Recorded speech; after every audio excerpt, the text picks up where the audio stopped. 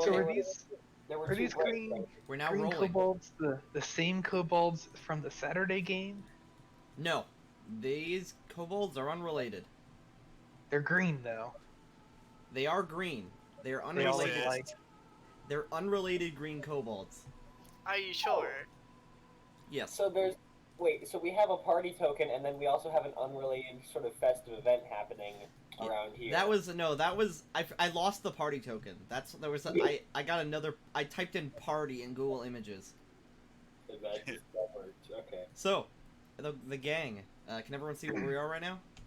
Yes. Yeah. Yeah. Okay.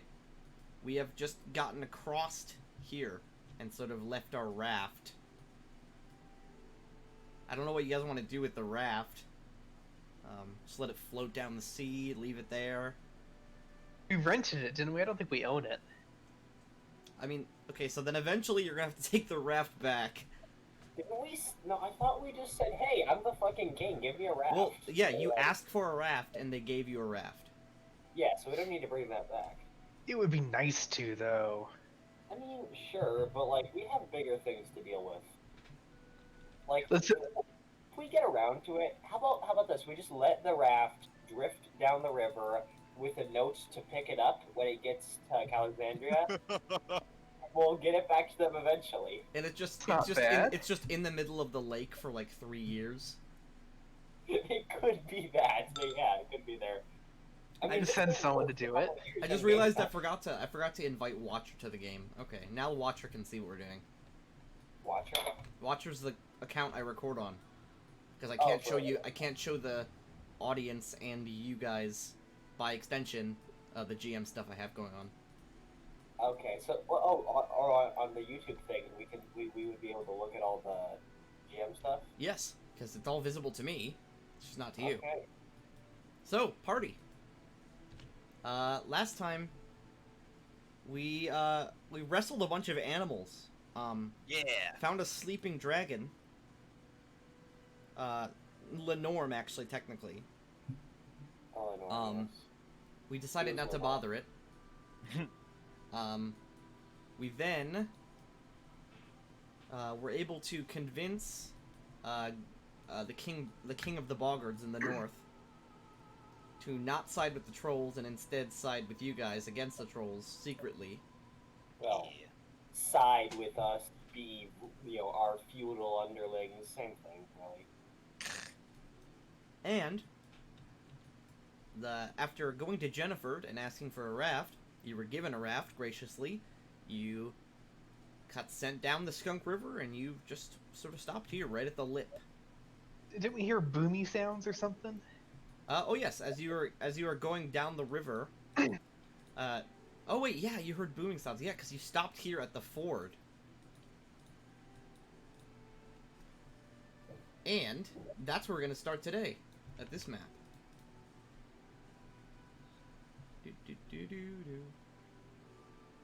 We still don't know where exactly the green kobolds are, do we? They're just sort of vaguely in the south. We will find them. As you guys sort of park your boat and begin walking down the river's edge, I will bring you to this map here. Oh god. Oh no, this is... Hey, we found kobolds. Those are kobolds, they're green. Okay. You see a group of gnomes, some of them in sort of combat gear. One of them here just has like just a book and some clothes and some glasses and a pair of glasses. They are firing rifles across the river at kobolds who are throwing spears and rocks at them. Okay. Stop! Hey, friend, chill out a little bit. Is this really our business? Do we really want those nice men over there have big guns and they would hurt if we got shot with them? They are in different positions. They're clearly not combat trained. They're not like soldiers, but they do have rifles and they're shooting. Yeah, let's maybe just not get in the middle of this, or at least like, what's going on? These kobolds have a dark greenish black tint. And this hex is not in our kingdom, right? Technically, it is not. Not our jurisdiction. So we don't really have any authority here. Like, hey, do you want to go, like, ask? What? Oh, no, they might shoot you. Here, would it offend you if I took the humanoid members of our party and went and asked the gnomes what was going on? Because they might shoot you. You know, I'm not trying to be racist, but I also am being, like, a little bit racist so that you don't get shot. I'm the High Priest! Of course it's racist! Sorry! But, like, do you think they're going to differentiate between one color of kobold and another? If they don't, they'll die! Every once in a while, the conversation is cut short quickly by sound of like crack, and you can see the sort of light and the smoke from these sort of long, cylindrical barrels of these not muskets. They appear to be actual like rifles with cartridges. Can we stop this some way? Does anyone have no? It is what's it called? No, another thing, outside of cities, it is quite rare to see gnomes. Gnomes are a very reclusive race. They like to sort of stay with their own, especially because gnomes often hoard and protect technology. Okay, these guys are worth talking to. Let's get in the middle of this. Let's do it. This guy looks like an academic. They probably didn't come here to fight kobolds. It could be a misunderstanding. Behind me. Guys. None of the gnomes appear to be hurt. Several of the kobolds appear to be wounded and sort of limping away. A lot of the kobolds appear dead. All right, ladies and men, we've got them on the run. Let's, oh, he sort of turns. The kobolds sort of all turn and quickly raise their weapons at you, sort of defensively. Hello, no need for that. It's me, Nidlaxevo, Baron of the nearby kingdom. Barony, technically, don't mind that. I'd like to know what the hell is going on here. Why are you shooting people? This guy sort We of can hear you. Okay, never mind. this guy sort of approaches, and sort of gives a curt bow and then graciously extends his hand. He says, Jubilops Northruppel, academic, author, politician, if I like to say so. Wonderful to meet you. I shake his hand. And Why? by the way you're dressed, you appear to be royalty. That's me, Royal. And you're traveling with a group of mercenaries. I assume they are your bodyguards. Like these are Yeah. mine. Yeah, that's who they are. Play along. Well, first things first, I'm not sure I'm going to give this barony a very good review in my upcoming book. I'm sorry? Your roads are horribly maintained and infested with beasts. Wait, really? Yes, these kobolds. I've seen Oh, wow. trolls all over the area as well. Yeah, so, about the trolls. Technically... Okay, that's not my concern. I'm on a bit of a tour, you see. Spreading my newest book out. What's it called? The Kingdoms of the World by Jubilops Northruppel. I'm writing an essay, or a series of essays about the many nations I come across. I've just Seems come from Brevoy, and I'm just moving south. I was born in Galt, you see. God. Fascinating place. Seems like we got some facts wrong. This isn't actually part of our barony. These kobolds aren't on our roads. Yeah, this is They a are- whole separate thing. They are near your roads, though, and do you not have... Your responsibility doesn't just end at the barony line. Yeah, well, as I was trying to say earlier, there's actually a thing with that. See, we got sort of coerced into becoming the feudal vassals of a whole kingdom of trolls. It's a messy situation. We're trying to sort it out. But for the moment, I think these kobolds are technically, like, on the same level as us. It's a really weird situation. The kobolds, by the way, have all either died or run off. Oh, they're gone? Yes. Okay. We're trying to actually sort things out diplomatically with these kobolds, and it's really unfortunate that we have to do that after you've shot a lot of them. It's going to make things a lot harder for us. Why Well, would we do most of them are dead or fleeing at this point, so if you're trying to find them, you might as well check their corpses. Maybe some of them are alive. Okay. I'll go do that, actually. Okay, you flap on over. A quick inspection reveals that most, if not all, of the kobolds died immediately on shot, and have either just are completely dead, bled out after shock, or they just fled. Anything on them? Are any of them alive? None of them are alive. Damn. Okay, I fight back. Anything on them? Not much besides primitive tools, weapons, maybe like a coin or a shiny rock in like a pouch. Look, here's the thing. Kobolds, like, they're sapiens, you know? Like, I have a kobold Well, yes, here. and they tried to rob us. Oh, you were at least provoked? Yes, when we tried to cross the river, they ambushed us. Okay, that's... They knocked my that's damn fair. cart into the river. That's fair. Okay. I was about to be mad, but that makes sense. I kind of fly up in the air a bit. Do I see his cart? Yeah, it is half submerged over here. Two dead horses as well, sort of hooked onto it, still floating in the river. Oh no, not the horses. The Yes? horse. Luckily, horses none of are- my men and women died, but... He sort of looks around. Now what? I don't know. The city is fairly clear. You could probably Yeah. walk. I saw it. I saw that city. I did not stop in it. I suppose I should go there. Probably could walk there on account of the beautiful and splendid roads that we've built leading to it. Well, there isn't another road for another few miles, actually. This seems to be a foot trail, not a road.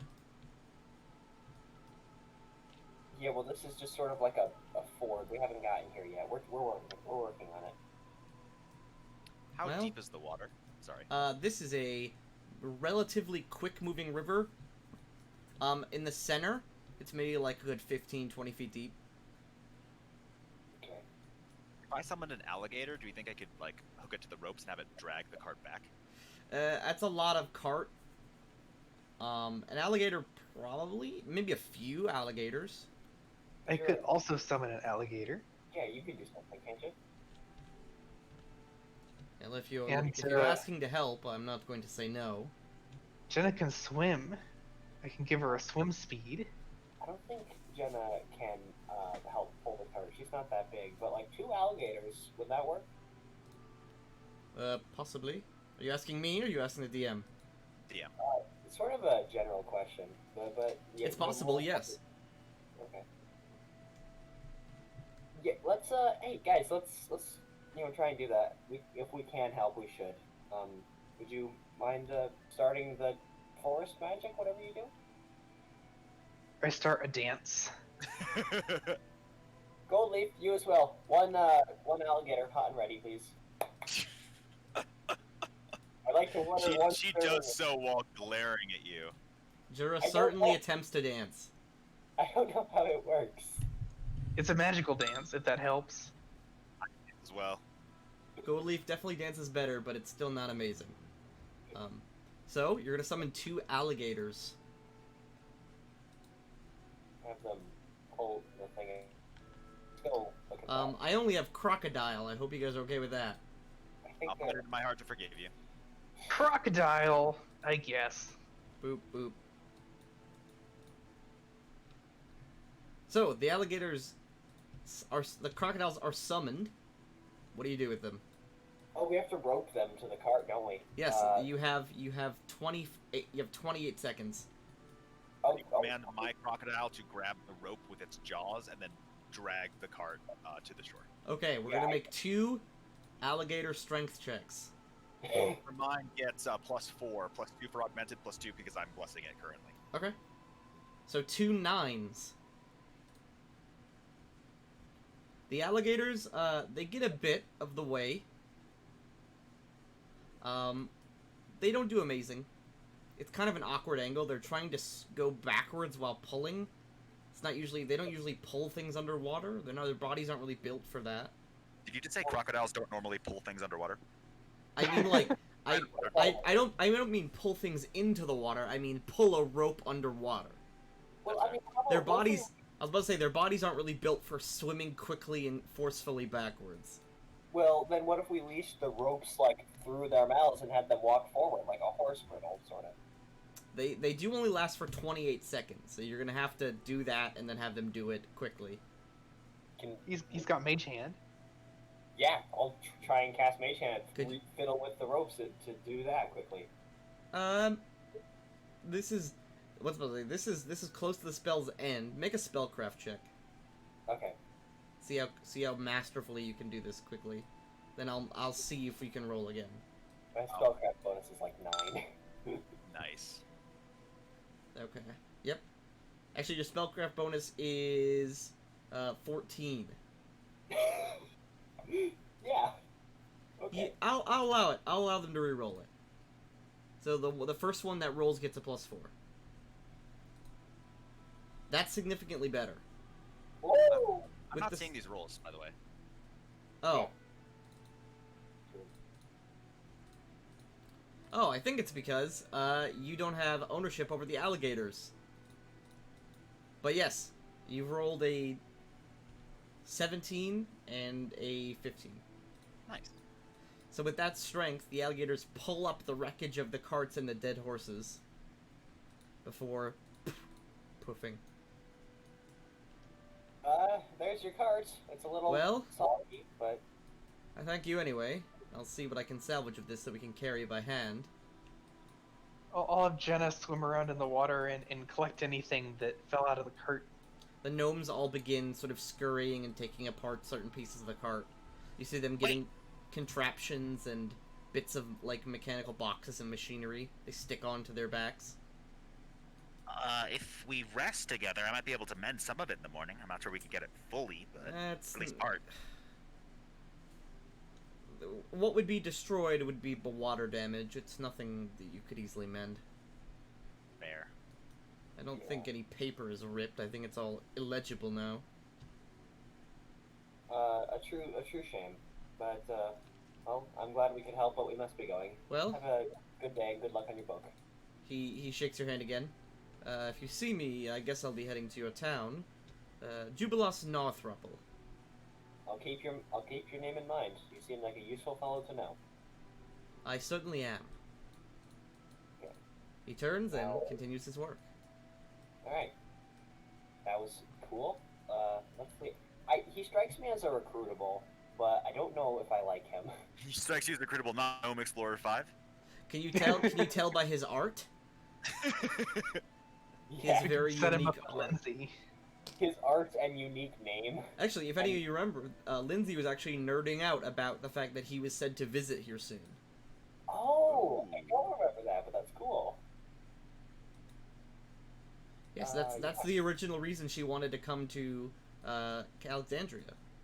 Oh, really? Because she wanted to meet Oh. him as he passed through. Okay, real quick. Hey, Mr. Northruffle. I have a scribe. She works in the royal, in the palace. She's often seen at this bar. It's called Dungy's Inn, I think. Yeah. Anyway, she's a tremendous fan of yours, and it would be a great favor to me if you would say hello to her. All right. What does she look like? What's her name? She's sort of short, bookish. She has a large book in her hands constantly. It's her art. I think she's a gnome. I don't know. She is a gnome. Yeah, she's a gnome. She's a gnome, blonde hair, very cute. All You'll right. likely find her at the bar reciting poetry. She's very skilled. Yeah. All right. I'll say hello to her for you. Great, thank you. And I Yeah. spend a minute or two using prestidigitation to try to just clean off the thing, make sure it's not necessarily like full of water. Okay. Teal, are you still alive? Yes. Okay. And we return to the Stolen Lands. Daniel's been stoic while the nerds are talking nerd shit about books. Can we try to track the kobolds? Yeah, let's do that. Yes, they do run. It's pretty obvious. They don't really try to hide their tracks, and Jura is an expert tracker. They run straight south. Let's do All it. right. Guess where we're going? Straight south. Okay. If you will. Let's do it. To the party hex line. Okay. We're reaching new hexes, guys, so I gotta roll some stuff. Yeah. Okay, nothing interesting. Let's see, 1, 2. And we are now in the swamps. I need to adjust the party's movement rate. I realized I didn't actually have Kingmaker open. Probably should have that open. Let's see, movement. Over a swamp. Alright. You're moving at, instead of the classic 5 squares, you're moving 2 squares per hour. Oh! That's bad.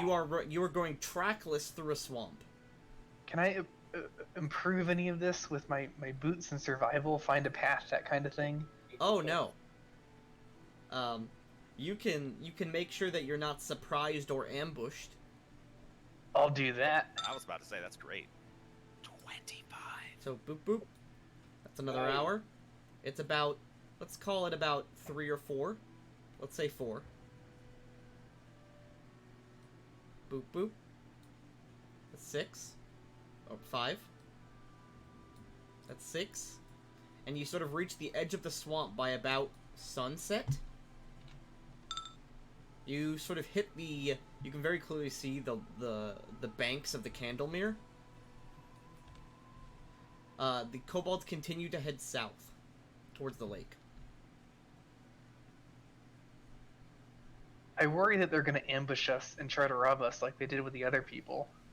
What's our other recourse though to rest here? I say we follow. Also, they could, but that'd be a real bad idea for them. They were immediately outclassed and they had a retreat. I don't think they would immediately set up an ambush. Yeah, they're badly beaten right now. Doop doop. It's also- 8 p.m. you hit the edge of the Candlemere. A few miles away, on this small island, you see an enormous tower sticking up. Almost, what's it called? I wouldn't say, it clearly once almost reached the clouds. Wow, that's- But there This is just the there are just bits of tower everywhere. It clearly has like fallen all over the place. this is the place that's cursed to shit, right? That's what everyone says. And We on see the any- banks of the Candlemere, you see depressions in the mud along the banks. Give me Oh, footsteps. give me a survival check, Mr. Jura. May I bless him? Yes, you may. I do so. Okay. At what point do we just assume a permanent state of blessing? Well, I'm not. What's it called? If you don't say it, I'm not counting it. He has to say it every time. Yes, Jura. There very clearly were a bunch of canoes once here on this bank. However, those canoes are far gone. Wait, when you say there were once canoes, do you mean like there's some like fossilized ancient canoe No, bits? like there's places where canoes clearly hit the mud in the shore Like the last week, you mean? within like the last few hours. Oh, okay, sure. There's- So, are the kobolds on the fucking tower? That seems like the implication, but they also might have just like shoved off and then gone up the Mercury.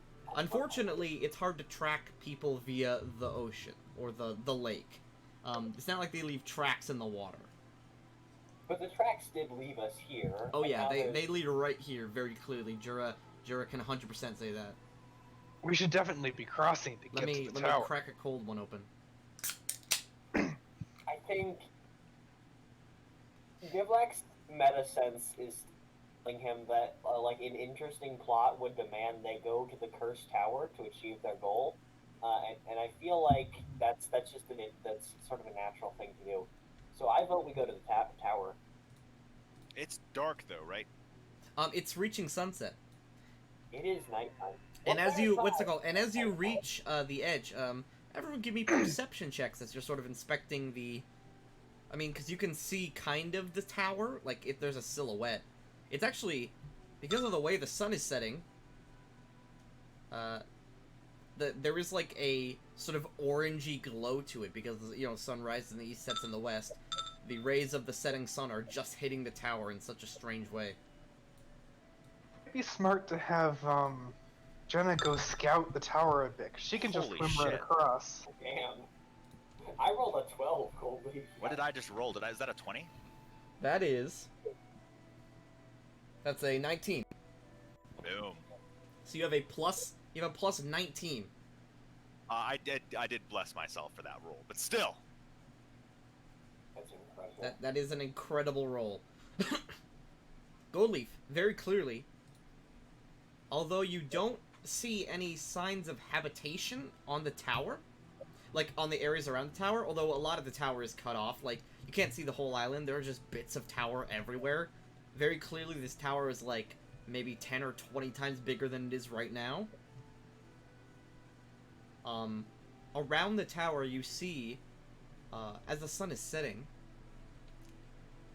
as the darkness comes and sort of envelops the tower, like sort of leaving it away from the purplish orange light of the sunset, there's a new light on the island. Small little blue and white balls of light that float around. Ghosts. Them some ghosts, baby. It's almost like it's strangely beautiful in like a kind of macabre way. You know what? I don't think this place is cursed. I think there's just one guy casting dancing lights, and everybody's gonna assume they're like ghosts or whatever. I don't think there's danger. I think there's just a bunch of kobolds. I think there's danger, and I think that's the point. Let's fucking go. It's dark, and I don't think any of us can see. I am 100% down with this idea. Everyone else? What's better? What better time to do a spooky ghost tower than at night? What's the moon like? There is no moon on this planet. Oh, So very The poor, moon, unusually poor. But the cradle gives enough light just above the amount of moonlight. So there's a permanent, like I say all the time whenever anyone mentions the sky, there is a permanent aurora borealis on this planet.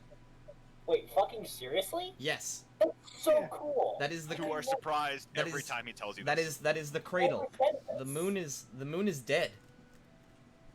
He's It's never the seen moon Aurora the moon Borealis, like, that's legit. the moon. Well, essentially, it's like an aurora borealis if it was like sprinkled with glitter of starlight and different That's stars. so cool. It gives just above of moonlight, like just a tiny bit more light than the full moon. Okay, more than the full moon, because So the it's like dim light right now. Because it's not cloudy, so it's pretty much dim light everywhere. How I do we do get have over low there? light vision. Yep, low light vision. You can see pretty well, Tennille, right now. Goldleaf, do you see well in the dark? Do kobolds see Yes. well in the dark? It's like moonlight. You can basically see stuff. Let's fucking go. Are there still movies here? You're going to immediately drown if you try. We need a boat or something. Oh yeah. The question is, how do you cross? Let me just measure this. On the banks of the Four- on the banks four- of the river, 4 miles of- I set down, 4 miles of lake. on the banks of the lake. I set down the raft, which I have the whole time. Is that Oh my is God. that legit possible? No, not even. Oh, I was about to say. What if it's like? I was about to say inflatable raft. But that's not a thing. We may have been able to drag it with our horses, but none of us said that we did that. So We Well, didn't do that. we should definitely wait until morning. The Technically, kobolds, if they're there, technically, can you see us. could swim that. We can swim that. Technically, there are rules you can make to swim that. You have to make a DC 10 swim check for every mile you go. And how many miles? And if you go a mile, what's it called? Let's see. And once you like, basically for every other mile. So the first mile is DC 10, second mile is DC 10, the third mile is DC 12, fourth mile is DC 12, and you keep going and going. And once you fail, you're gonna start taking penalties of fatigue and exhaustion. So. Because you're going to be how many swimming miles? miles. And the lake isn't, like, choppy. You can tread pretty well. Like, it's not like an undertow. There's not like an undertow or, like, a current that'll suck you under. It's pretty chill, actually. I feel like we can make this. I feel like we can swim. Goldie, What is how- everyone's swim score? I don't know if I have one. Also, I'm going to switch the soundtrack for the first time to something that's not Kingmaker music. Ooh. There's no way we're actually planning to do this at night, though. That seems like a ridiculous plan. If there's anything in the water, we die. Like instant. Well, there's nothing. Come on, there's no. Why can't we swim?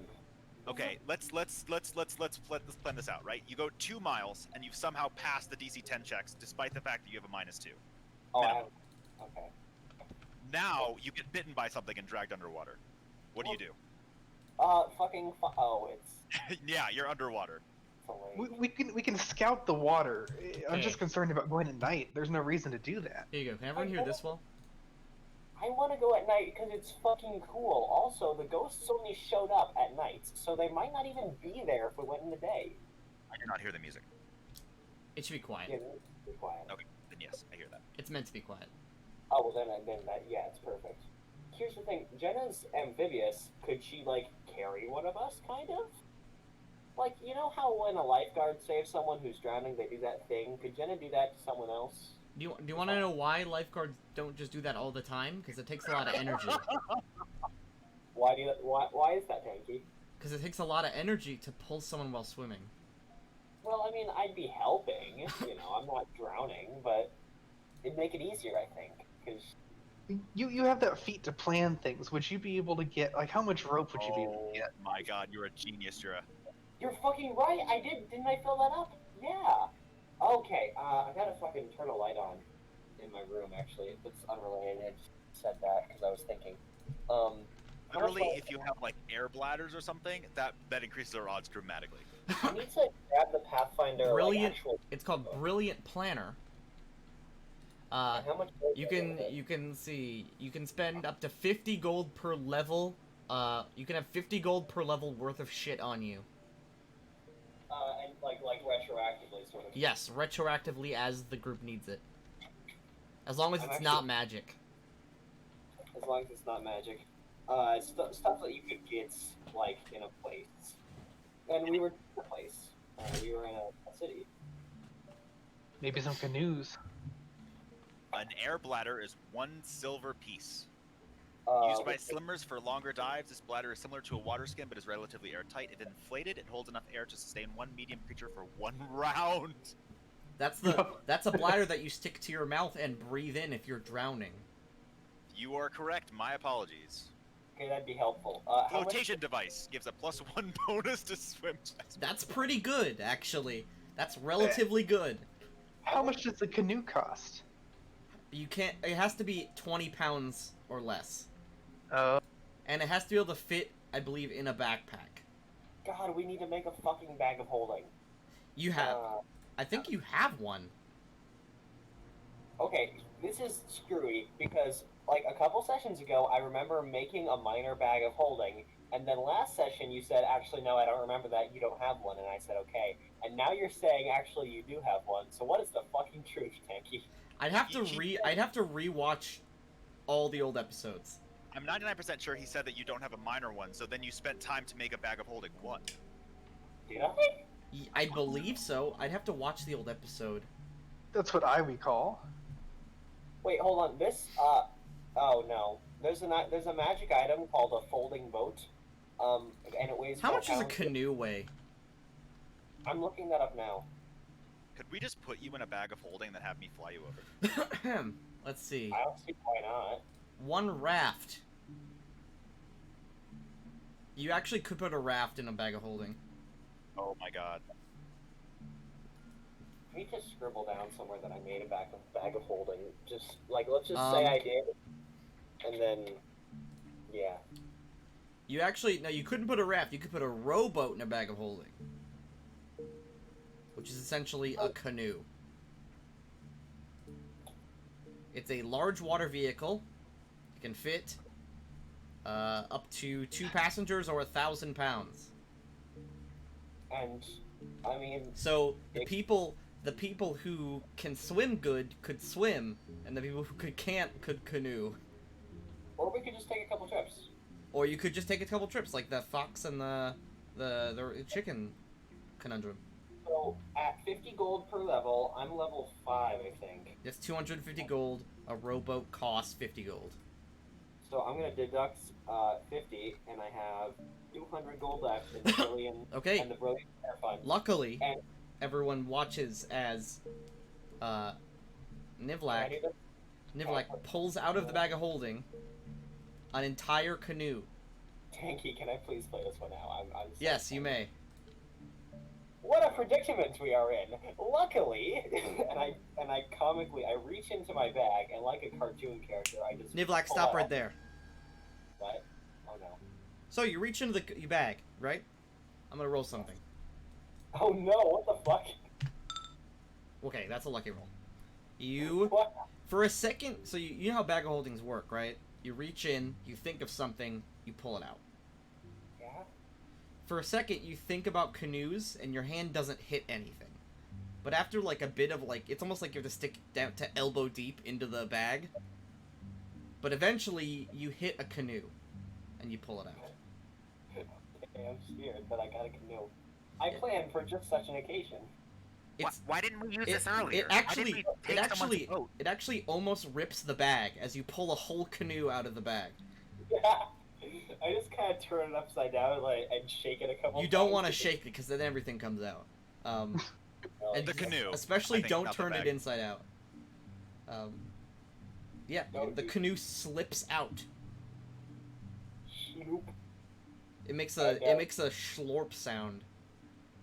But why did we take the other guy's boat? Because I didn't remember about this feat. What? Also, the raft fit all of you. The canoe can only fit 2 or 3 of you. Exactly. Okay. Thanks God, that's a much better reason. Yeah. With this one only fits 2 of us, and I was saving it for just such an occasion. I planned for this exact moment in space and time to happen, and and now it has. So I couldn't have used it earlier, Don't worry She about squints. it. Don't worry about it. Let's go. So, are we swimming alongside the canoe, or are we taking multiple trips? Well, we're still debating whether or not we're doing this at night. There's no reason to do it at night. No, dude. Okay, what reason numero uno? It's cool as fucking shit. We're going to a haunted ghost castle in the middle of the night with the equivalent of a full moon's light. I know there's not a full moon, but it's still cool. That's rad as hell. Number 2, the ghosts showed up when it hit nighttime, and they seem to be the only interesting thing about this tower at the moment. We have every reason to believe that when the sun comes up, the ghosts are gone, and now there's nothing interesting about the tower. It's just an old haunted tower. So we gotta go now if we want to meet the ghosts. Let me blow your mind. Night actually happens every single day. Not only that, but ghosts don't use canoes. And we attract Night actually never happens during the day. It happens every day. I said it. No, it doesn't. That's called night, not day. It happens every night, actually. Kobolds could easily be swarming inside the tower. We track them straight here, and clearly something that is corporeal using canoes here recently. Jura, I'm sorry to interrupt you. Tennille, you still here? Yes. You're being very quiet. I'm sorry. What is your opinion on the boat conundrum? Well, I don't know. Very good input, Tennille. Thank you. I'm sorry. We're so lucky to have you, but unironically we are. Okay, so guys, come on. It would be so cool, and we can find the kobolds later. And this is a ghost castle. Are you gonna pass up a ghost castle, Jura? The worry is that we have evidence that the kobolds are at the castle, and they could ambush us. They all have low light vision, and we don't. Kobolds actually have dark vision. I have low light vision. Well, yeah. Somebody else got light vision. We're gonna be fine. Are you going to deny me a fucking ghost castle, Jura? Are you gonna do that? To We me? can do it tomorrow. We can get onto the island, see what's going on, and wait until nighttime to see if there's ghosts. We're gonna get you to the ghost castle, but we want to try to do it while we are alive. Okay, as long as we can do it tomorrow night, fine. We'll make camp here. Deal. Yes. Okay. The bargain is We done. make camp and sleep. Does anyone want to do anything before we sleep? Does anyone want to do any crafting? Does anyone have any money for crafting, more importantly? I don't know. I think how much everyone is gold I have. broke. That's the reason we're adventuring. Yeah. Yeah. We're super poor. I need to rule something. Oh no. Hey, could I just spend a minute actually noodling around in my bag and see what was wrong with it? Yeah. What do you look for? I'm just gonna look for, Like what's in coins? there? No. I'm gonna think about where's my inventory? Give me a second while I find my inventory. Oh, here, I'll bring your tokens to the actual side of the river, or the side of the lake. Thanks. I'm gonna think about my sickle that's probably still in there. Okay. You reach in and it pulls out with no issue. Okay, drop that back in. Think about the bellows that are in there. Okay, it's a bit awkward to take out, but it's there. Okay, put that back in. I think the problem was just that it was a big object that's probably not meant to go in a handbag. That would make sense. That is possibly the answer. There's probably nothing hiding. There's probably nothing malicious hiding in my bag. Probably. If it is, I hope it doesn't know how to. I hope it can't breathe, because there's no air in there. There is nowhere. What if you went into there with like one of those breath tubes that Goldie suggested? What are those? That only lasts for one round. Okay, so what if you had a lot of them? You could breathe for as long as it lasts. Cool. Cool. Actually, wait, no, you couldn't, because you'd be considered an object. You'd be separated from... The objects don't touch each other. They're in extra-dimensional pockets. Right. So that's why you can put, like, a hamburger in there, and also a corpse, and the hamburger's still gonna be fine as you pull it out. It's not gonna touch the corpse. Does it preserve the state of the object? It doesn't. It doesn't. So, like, a bomb that was exploding would It would explode in the bag, yes. That would be bad. Yes. It would probably destroy the bag. Even though it's in its own pocket of interdimensional space. Again, I'd have to look for an official ruling.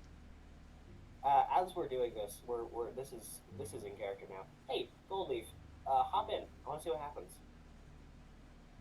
I am trusting you with my life. Okay. She does it. Okay, Goldleaf. As you pop into the bag, you find yourself in a dark void. It's like sensory deprivation. You can't feel, hear, see anything. And you immediately begin to suffocate. Okay. I yell into the bag, how is it? Goldleaf, you don't hear anything. Okay, never mind then. It's silent. I'm just gonna like kind of reach in and think about Goldleaf. Okay. Like, You grab Goldleaf's arm. Goldleaf, you feel something grab your arm, and you look up and you see top of the bag. As he actually touches you, you feel the air rush back into you. dude, what? Sorry. How was that? It was really nice, except for the fact that you can't breathe. Okay, so hold your breath and then go back in. Why would I go back in? Maybe there's like a little creature in there, and you could get it or something. There was nothing in there. There's not even the scariest thing I've ever been in. Oh, that's actually cool. Okay. Well, at least we know now. What would happen if you only stuck part of the object in, like my head? You don't know. I'm gonna try it. You put your head in a bag. My head is now in a bag. Shocking. Its magical effects do not activate. Okay. Well, that was fun. Time for a time skip. Okay, as we Alright. rest, I will roll something. Oop. Okay. Okay, as everyone's resting, we're gonna do watches, or are we just going to bed? Yeah, let's do watches. I'll take the last watch so I can also prepare spells. I'll take the first watch. I'll Is take anyone the doing like a second. weird elf thing that doesn't need to sleep? That's not a thing in Pathfinder, unfortunately. That's not a thing in Pathfinder. Elves sleep. Okay, sure. There's no. Well, There's then, no. I was gonna say there's no trances in Pathfinder. That's copyrighted by Wizards of the Coast. Really? They copyrighted a game mechanic? I mean, it's part of their fiction, yes. Okay. Anyway. It's the same yeah. reason that Pathfinder can't have beholders. Although I still put beholders in my game, because fuck Wizards of the Coast. Amen. That's illegal. It is illegal. I have stolen many things. A great number of things in this world are stolen. And I don't even care. Do we have? Well, I mean, we lost tragically. We lost the turtle whose name I don't remember. Toru. Toru, But we have yes. Toru too now. We should focus ourselves on on gathering so many animal companions that they can take all the watches. But I mean, Jenna can take a watch. Yeah, that's what I'm saying. Jenna can take a watch, and 3 of us 4 can take watches watch. is enough though for everyone to get a decent, for everyone to get like 7 or 6 hours of sleep, because it takes 9 hours total to get a full rest. Does anyone want to play like a dice game real quick to see who gets to sleep? Bells. Okay, Goldie sleeps. Everyone else take one. Wait, so does that mean I need it for spells too? No, it basically, you don't have to sleep a full 9 hours to get a long rest. A long rest is sleep and eating breakfast, talking to people. Just chilling. Yeah, because you can have the full long rest. You're fine. Well, you know what? Jen is my dinosaur, and she's taking my watch. Okay, gotcha. Okay, so it's Jenna, me, Nivlak. Nothing I like how you said me and Nivlak, 2 different things. They are. I mean, if I could pop into the Stolen Lands and take one for the team, I'd stay up for a while. But yeah, Jenna and Nivlak. I don't think you want to. It's pretty scary out there in the swamp. As long as I can come back, I mean. And you guys are right next to a lake, so there's mosquitoes fucking everywhere. Actually, I just thought of something. That'd be a really fucking cool thing to eventually happen. Have Nivlak meet me. But that's really egotistical, so I'm not gonna suggest that. I think that would break the meta. It would break it. It would just break the narrative. So he knows what Shrek is, but this goes too far. Yes, there are very specific meta things that Nivlak can know because of the way the meta plot in this universe works. Yes. I want to learn more about that so much. Anyway, the order of the watch should go Jenna, Nivlak, Gold. Well, nothing matters until Nivlak's watch. What? Yes, Nivlak. Oh no. What happened? As you sit, let's see. As you sit, sort of on a log, looking out over the Candlemere Lake, your eyes are quickly drawn up to the sky, to the cradle.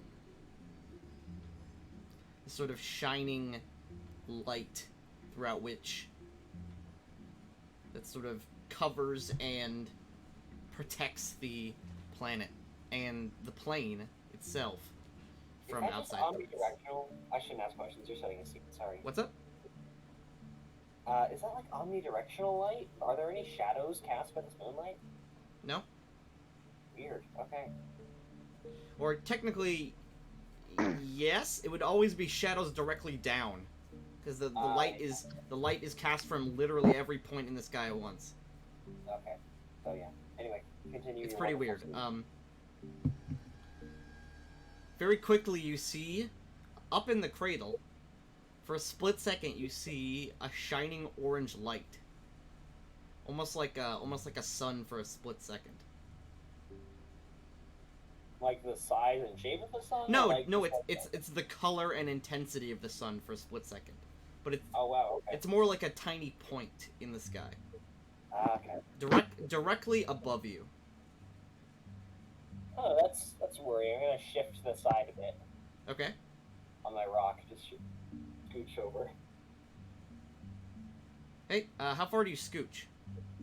Like, like about a person's width. Like, if we were on a train and I was on one seat, I would move over to the next seat, Okay. There is a crack right next to you. Oh, God. And embedded into the log, this crack is actually loud enough that everyone immediately wakes. It's about as loud as a gunshot. Everyone awakes for the start, and embedded into the log where you were, Nivlak, there is a about 1.5 meters long tungsten rod.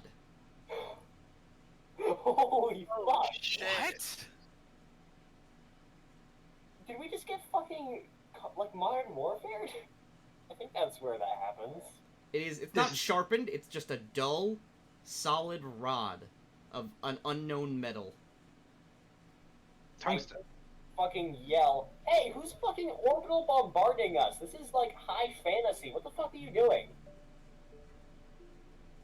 He's speaking in tongues. Get in position. Yeah, everyone wakes up as well and sees this rod embedded into the log. Around the impact point, The log is slightly charred, just from the kinetic energy of it. Okay, I feel like a tungsten rod dropped from orbit would have, like, way more kinetic energy than your soul. Yeah, That's like... I was about to say, the tungsten rods usually are fucking huge, though. This is a thin rod about about a meter long. Okay, so it's like a quarterstaff. It's about as thin as about half of your forearm. Okay, well, my forearm is really thin, dude. Yeah, like, it's about that thin. It's fine. Okay. So, that's fucked. Is there any writing on it? Or anything? As you inspect it, it's slightly hot to the touch. And it is a complete solid piece. With no writing on it, and no signs of tool use or any sort of workings or marksmanship, or... not marksmanship, craftsmanship. Okay, I think Apollo just fucking ordered a hit on me. That's weird, but So I'm yeah, not gonna everyone is sort of in silence watching Nivlak inspect this rod that is slightly glowing with heat.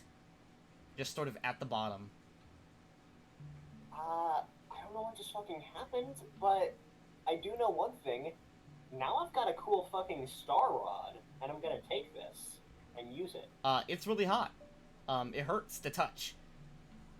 Hey, Goldleaf, I know you just woke up. Can you create water or something on this? Yeah, I'll spam that a few times. Okay, there's some steam. And then I try to use prestidigitation to change the temperature of it. If Yes, it's to that's something that level that's something that no one ever realizes. Yes, it is now cool. Oh, yes. Okay, I pick it up. It's really heavy. It's mine now. I'll I drop it gotta in the check bag. fucking how. Oh god, I gotta check densities. I bless Nivlak. To do what? I'm not Oh doing my anything. god. If you in case So you need a the strength check. the density of 100% pure tungsten. You cannot pull this thing out of the log. It's not gonna happen. God, okay. So it's 19 grams per cubic centimeter. I would have fucking died. Like 100% if I hadn't made an offhand comment about scooching out of the way. This is why you shouldn't have trusted Bartholomew. It's possible that I could have grazed you instead of like skewered. No, it was like right where I was sitting. Tungsten Yeah, tungsten is Rescue. tungsten is 19.25 times denser than lead. Oh God, god. lead is heavy. That is fucking heavy. Okay, yeah, this thing, without like all of you together pushing out of the log, you cannot move this thing. As you like shake it, the log shakes as well slightly. It's embedded all the way to the ground. Ooh, I've got the best fucking idea ever. How solid is this log? It's kind of hollow. Oh fuck, because that's would have made the biggest and most badass great hammer ever. It'd be too big even for a troll to wield. So we gotta find something bigger than a troll, but it's a hollow log, so it's a moot point. Hey, the next time I'm shouting at this guy. The next time you want to do one of those, would you mind skewering a nicer log? I want to make a hammer. Also, could you send more of this, like in general? Because this is like expensive metal, and I would like to sell this now. This is a lot of money, actually. Okay. You're very kind. Everyone sees another orange pinprick of light. Oh fuck! Just run. I guess I wouldn't know, but Well, Nivlak, you see it. I fucking dodge again. Yeah. You take like one step to the right, and it just hits the ground with another crack. This time, everyone is not just woken up; they're now completely awake. Hey. As you, for the first time probably in your entire life, you see something fall from the sky. You know, I yell at the sky a lot. I didn't expect something to happen. What? Can you, like, hear me and respond to me? Send another rod if yes. Send 2 rods if no. Okay. So, Oh, no. what does everyone else do at this point? I want to move away from Niblack. What is everyone's initial reaction? Everyone has been completely silent. I yell out, "We gotta go! We're under attack! Into the woods, everybody!" and start moving. I'm not silent. I'm talking. Now. I take to the air and cast. Yeah, as a standard action, I cast Summon Monster 1 to summon an air elemental. What are you guys worrying so much about? It's not a monster or anything. It's just mysterious sky rods. Can't Okay. hear you running into the woods. Okay. I'm Jura, flying near Jura. your running into the woods is completely unhindered, and you reach the bushes near the trees, sort of watching Nivlak. I'm sorry that my teammates are such wusses, but I'd really like to learn more about you. Okay, you see another pinprick of light. Okay, move. Continue moving. Just Okay, assume I'm moving. so over the course of over the course of about 45 seconds, there are several other pinpricks of light as you walk around. Is it gonna spell something out? It appears to be following where you're moving. Wait, so I'm not saying anything anymore. It's just doing that. It's just doing that. At regular intervals. Yes. I can abuse this. Okay. Do you continue dodging? It's not hard to dodge, but it's a fucking hell of a jump when it hits the ground. I try to get my air elemental to mess with the light, if that's possible. What do you mean? What do you mean? Well, there's a light up ahead, right? And then as There is the a light. appears, There is a light in the sky, as in Yeah, the cradle. Oh, that's probably the tungsten rod falling. Yes. No, I think it's like fucking Apollo's chariot firing rods at me. You know, Can I try to fly like really high up? Yeah, heavenly day. Higher and higher you fly, eventually the air becomes thinner, and the light appears no farther or closer. But I don't see anything. I mean, you see rods falling, like they pass you. Hey, can I try something with your? Could one of you summon something meaty? While he's talking, rods are still falling. He's walking. Rods are falling behind him as he walks. One about every 10 seconds. I'm gonna quickly I'm gonna try a maneuver. I'm gonna run into the water, then run back out and see what happens. I want to see Okay. the steam explode. There is an explosion of steam and water, like as you expect of a hot kinetic force hitting water. Okay, Nivlak is delighted and excited and smiling. Okay. And I'm like, So, does anyone do anything over the course of the next 10 minutes?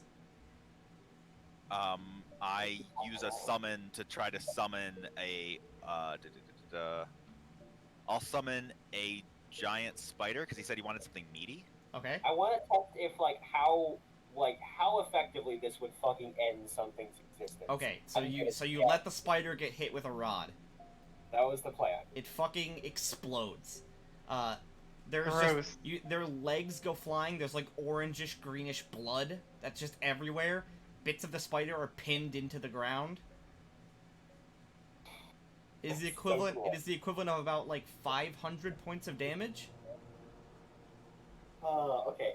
So Can we keep this going until? Can we invite the trolls? So, Can we okay. invite the So trolls? over the course of the next 10 minutes, no fewer than 3,000 tungsten rods fall. Holy shit! Jesus. At this point, we have to evacuate the beach because we can't be there anymore. It's just rods.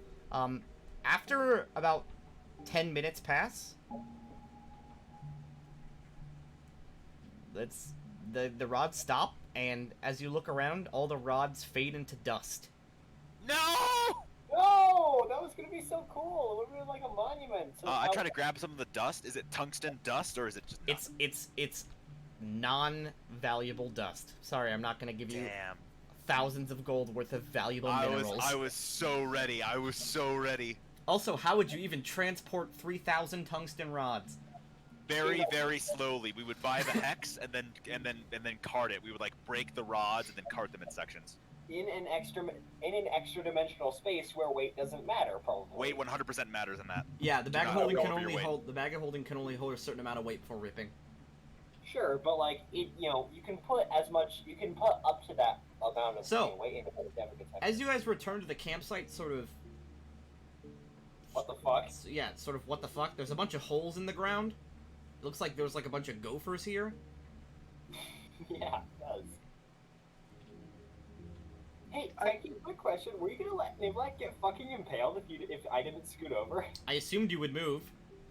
Okay. That's a big assumption. But I assumed the average person would have moved. And if you didn't move, I would have given you more hints that something was coming very quickly towards you. okay. That was so fucking cool. And weird. I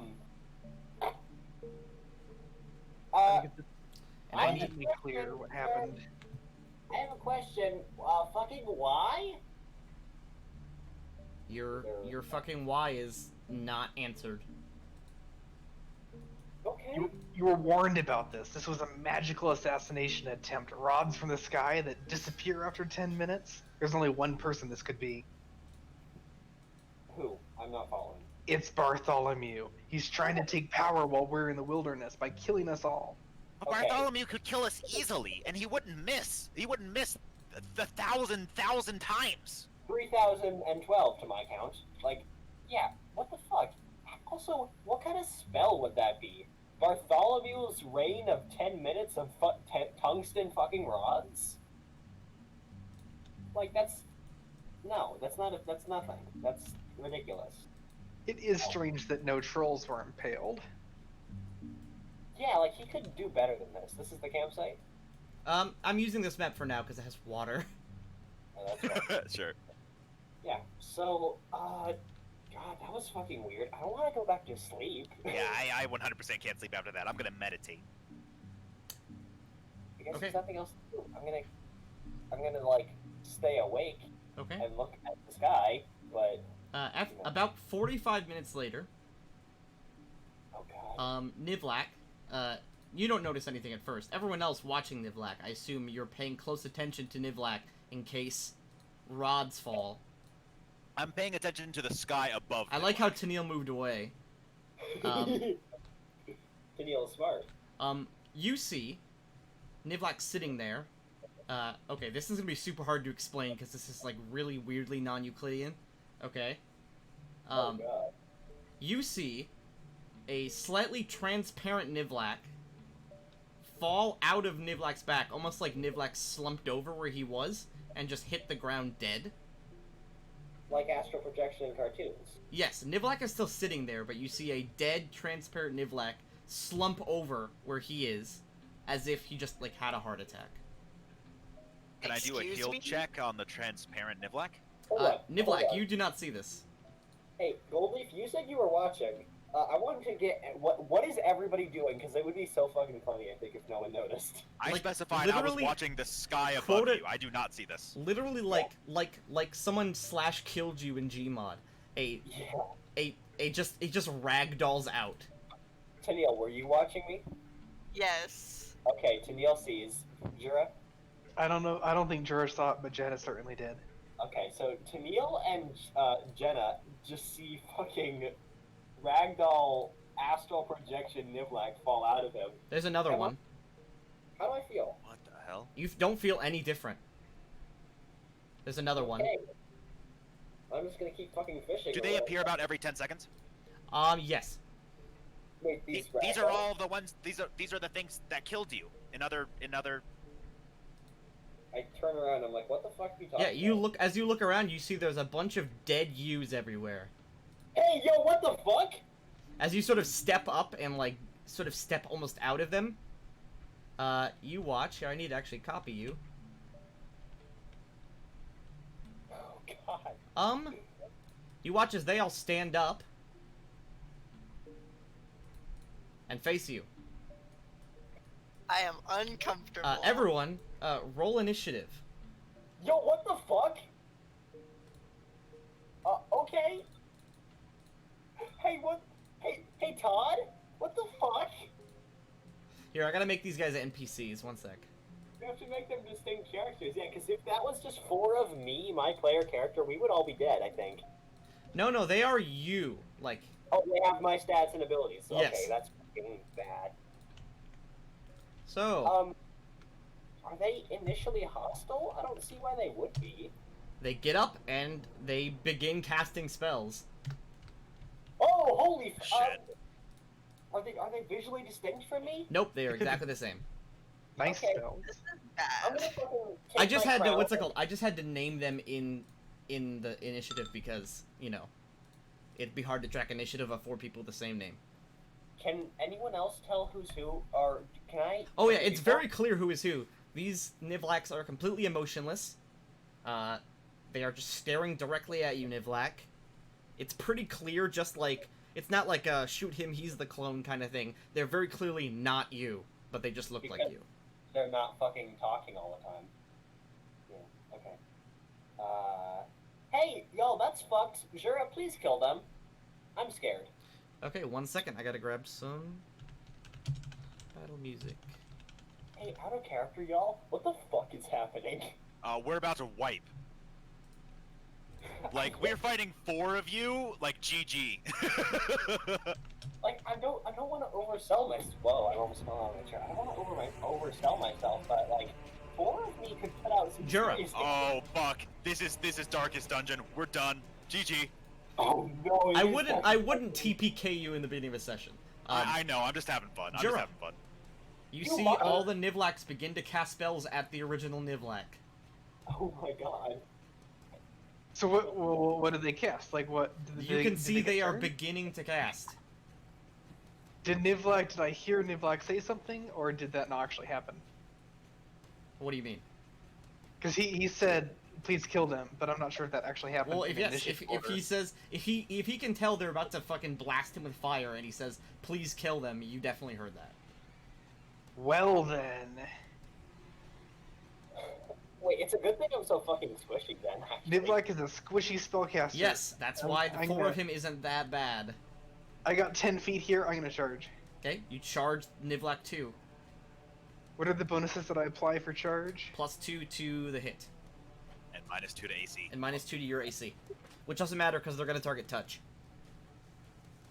Get ready for 4 burning arcs. That'll be fun. Oh my god! I'm gonna fucking die. Okay. Nice. You jab this Nivlac directly in the head, and it just falls over dead. Ah, what the fuck? Is there an actual corpse? It falls, and when it hits the ground, it just... No loot then. Yeah. Like, the actual Nivlacs are like getting up after. I'm confused. So I was They sitting there. fall dead out of you, ragdolling, then they stand up. Oh, that's, and there's only 4 of them There's only 4 of them. for now, I guess. Jenna. Well, she can just full attack the one in front of her. Fucking She could 5-foot-step and get the bonuses. The many deaths of Nivlac. Oh my god! That's what I will name this episode. Fuck it up, Jenna. You were right. She is gonna 5-foot step and get all the bonuses. Talons and bites. I think you have to go here to, You'd have to go, yeah, you have to go here. To attack Well, this guy with flanking. If you're diagonal, then you aren't adjacent. No. Well, no, Because you're not flanking. Because you you're are, not. yeah, Oh, you're, no, I mean- you're not next to this guy. Oh, I see. Plus, Yeah, he'll have to Yeah. roll defensively to cast. And attack. Nivlac 1 there. Okay, And that's an additional 1d6 for anything that hits. okay, roll 2d6. 2 of those hit, one of them, Nivlac sort of raises his head up, and it just hits the cloak. 19 damage to that Nivlac. Nivlac now realizes everyone in the party could instantly kill him. Yep. Yeah, pretty much. This implies that he also couldn't insta-kill everyone in the party, however. Nivlac 3 takes a step back, looks at this Nivlac, and is going to cast Burning Arc. However, these Nivlacs don't have access to your feats, so they cannot fire amplify it. Okay, Nivlac, and then Jura make reflex saves. Okay. Jura okay, quickly jumps out of the way, taking half damage. Save reflex. Okay. However, if... Okay, Nivlac does not. Oh my god. Nivlac, you take 21 fire damage. Oh my god, I'm almost dead. And Jura takes 13 halved. You take 6 fire damage. Ah, It's so fucking hot. Oh my god, I'm so sorry to everyone I've ever done this to. How? Yeah, it hurts a lot. You are near unconsciousness. Nivlak 4, 5-foot step, points at Tennille, who he knows in meta is going next. Oh, that's so cool. Is gonna cast Confusion. Tennille, or Lesser Confusion. Tennille, make me a will save. God damn it. Okay.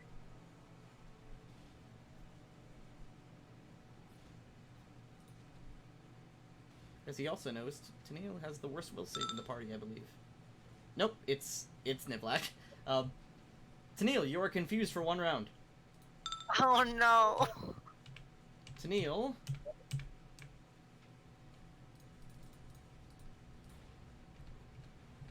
So how does confusion work in Pathfinder? I will show There's you. a table. Okay, Oh no. you attack yourself. Oh shit. Tennille, you quickly take the sword out and jab yourself in the leg with it. God damn You it. take... Oh. 10 damage as you stab yourself directly in the leg. You are now not confused, but that's your whole turn. Gold leaf. Great. This area quickly becomes complete chaos. I ready in action to cast Sound Burst. If what happens. Trigger if one of them begins casting. Okay. Nivlak, this guy. I will take my action to Sound Burst him. Actually, what's he? He was like in a 5-foot step here, so that totally works out. Boom. I do all 3 of them. Give me a will save. DC 17. does Jenna have to save if it's a radius? Nope. No. Jenna's I'm out of it. targeting. Nivlak 1 and 3 pass. Nivlak 4 does not. 6 damage to all of them. This Nivlak here poofs into dust. And then I will dash over here. And Nivlak here is stunned. Jura. Oh my god, I realized I never rolled the original Nivlak's initiative. Yeah. Well, he's got to go then. Okay, here's the thing. Nivlak, you go. I'm actually so fucking scared and freaked out that I'm not gonna do anything because, like, I'm actually like role playing. This is fucked. Jura then. You flop. You're completely flabbergasted by this fact. Like, if you had a gun, could you shoot a clone of yourself? Like, I don't know if I could in the split moment. Jura. Like I need some time to think about it. Yeah. I don't think I can charge. You can So- charge through allies. You can charge. I can charge through allies, but I need 10 feet of space to charge. 1, 2. You have 10 feet. Alright, yeah, I'll charge then. Take the, You charge plus Nivlak 2 3? there. I am charging Nivlak 3.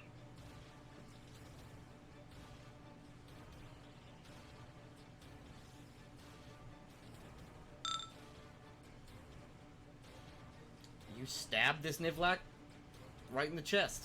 It doesn't die, but it's pretty badly hurt.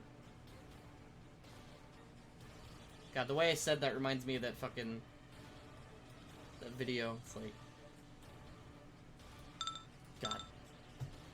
No one expected when terrorists flew 2 buildings into planes. No one was killed, but a lot of people were surprised. Jenna, okay. Jenna, 5-foot step, she's gonna savage Nivlak 4. He's It's also stunned. Nivlak 4 is gonna be super dead. Him being Are you sure stunned you don't help me need at all? 3? Nivlak 4. Actually, you could kill Nivlak 4 and then kill Nivlak 3 afterwards. It's entirely possible you just kill them both. Alright, so this is 3 attacks, and I'll see how many I Okay, get. roll 2d6 for the first one. Okay, both Nivlaks die. And combat And is over. This is Yep, easy. combat is over. they poof into dust. Niblack ever goes insane, I don't think we're gonna be too troubled. The party, Nivlak now realizes the power of his own mortality. As he watches 4 of himself die and burn to dust. Combat's over. Goldleaf rushes over to Nivlak and turns him blue with prestidigitation. Thank you, that's smart. I'm gonna just kind of sit down and shake for a second. What the fuck? I run over to Niblack with my weapon drawn just in case. No, scamper, what the fuck? I'm the one Nivlak, that you taught- sort of limp over. Your side is horribly scarred and charred. Absolutely not, you fucking wilderness beard man. Get away from me. I am. It's you! Thank the heavens it's you! Who were them? I don't fucking know. I give Nivlak 2 touches of nourishment and Jura 1 touch of nourishment. I'm just angry because I actually stabbed myself in the leg. Do you want to touch Tennille as well? Yeah. Okay. Was that the ghost castle? Is that why? What does this have to do with the rods? What's going on? Nivlak, you get a feeling that the castle is not directly involved, but the castle is important. Okay, I think... That is an actual meta feeling that I'm giving you, both in character and you, Calvin. Okay. Guys, I think we gotta go to the castle, like, as soon as possible. I'm almost out of spells. I need to finish meditating. Okay, do that, and then we need to go to the castle. Something funky is going on, and it's related. I don't know how, but it is. Goldleaf, how long to finish meditating? An hour. Let's say an hour, yeah. Jenna's also here. Yeah, I'm gonna send Jenna out to scout the castle if we're gonna go in an hour. Okay. I'll bring you back Can to I- the Stonelands map. What was that? Who's... What I time was is it? gonna ask if I should go with Jenna so that Jenna's not alone. She's gonna do it by swimming, though. I have a good swim. He has a really good swim as well. Oh, that could work. Okay. So, that's a 4-mile swim, so make me 4 swim checks. And can we say that we'll meet you there? That you'll scout it out and then we'll meet you there? Question mark? Just because if you guys are going, then the rest of us get to just take the ship. And Jura's watching through Jenna's eyes, so he'll be able to see anything that happens. Yeah, this is a good idea. Okay, that's fine. Jenna's gonna assist with Tennille's swim checks. That's fine. That's fine. That's fine. Tennille, you swim all the way over. It's a fucking hell of a swim. You ever swim consecutively 4 miles? I did 2. Oh my goodness. It's pretty bad. I was a lifeguard. That is a long swim. After 1 mile, it starts to get pretty fucking bad. Tennille, you hit the edges of the Candlemere. And right away, Tennille, there is an immense wrongness you feel on this island. Oof. That sort of vibe you get if you... The same vibe you get when you, like, walk into an abandoned house. It's like... Bigger oof. And around you, the sort of rock... the rock of the tower... I have a map for this, but I'll only show it when everyone gets here. Nivlak just disconnected twice. I have. At least I that's... still feel... I didn't notice. Might have been the other It was Niblack. about, yeah, is it possible it was another Nivlak? What other Nivlak? There were 4 of them. No, I mean, like, you disconnected from the map tools. They're NPCs, and I'm still here. Like, I can move around and stuff, right? I can Okay. do this. I'm not Move seeing your anything token. I'm moving it. You're not. You're dead. Okay, Restart your map tools and rejoin. Sure, that's weird. Yeah, because it just said... I just got the notification that you were disconnected. Yeah, I just disconnected manually, and I'm gonna connect again. Okay, yeah, just reconnect, you'll be fine. That's never happened. Very clearly, this stone is a type of stone you've never seen before. It is black, but non-reflective. It's black, almost like obsidian, sort of like that very harsh, shiny blackness, but yet you can't see your reflection in it, even though it reflects light. This tower was once clearly... there's more of the tower on the ground than there is standing, is all I gotta say. This tower once very clearly reached a significant amount higher. I'm gonna show you a close-up of the art, even though it's not exactly the type of stone I wanted. And around it, there are these sort of, like, smaller towers. They almost look like obelisks that sort of go around it in a pattern, and there are 7 of them. 7 obelisks surrounding the tower. I take back my previous assessment. I think this is really dangerous. Tennille? Hey, you know what else is fucking dangerous? 3,000 tungsten rods from the sky, and then astral clones of yourself going all fucking weird and trying to kill you. And then, what's it called? Tennille? It is the morning, correct, everyone? I guess so. Yes. As far Yes. as I know. It is. The island is completely uninhabited. After. And I we assume finish- you don't sorry. explore the tower or the obelisk, right? You just scout the place out. Oh, yeah. Yeah, and we didn't encounter anything in the water, which is heartening. Yeah, you swim the whole way, and you don't even see a single fish. Ooh, that's not heartening. So Jura can see through Jenna's eyes, right? Yeah, Can he hear things too? no. You have to Okay. either hear or see. Oh, okay. You choose But you can one. pantomime. You choose one at a time. Yeah. Yeah, Jura, you see about the same thing. A completely uninhabited island. No signs of any habitation, no kobold camps, not even any corpses.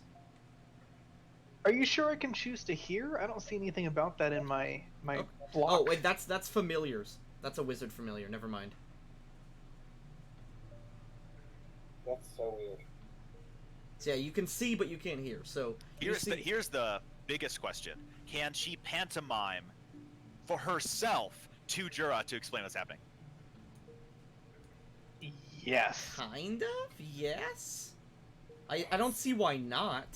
Wait, Tennille's there, right? But Tennille doesn't know sign language. Just write shit. Write shit on like on a sign. or That's something. also possible, you could write. Can you see now, Nivlek? Are you good? Yeah, I'm here. Like, well, I think so. I'm like. Move I your haven't token. been in Yep, I see you. There you go. The power of literacy.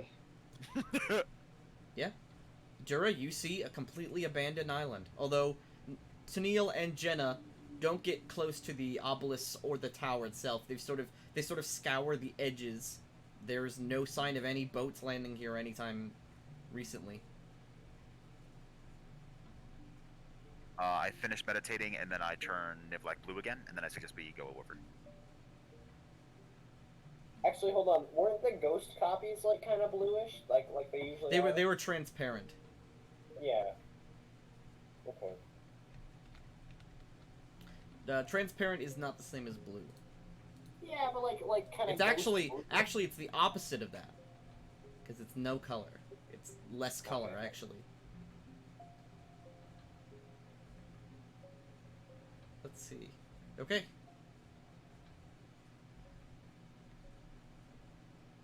So you hop in the canoe. I'll fly above the canoe. Okay. Jura and Nivlak begin paddling.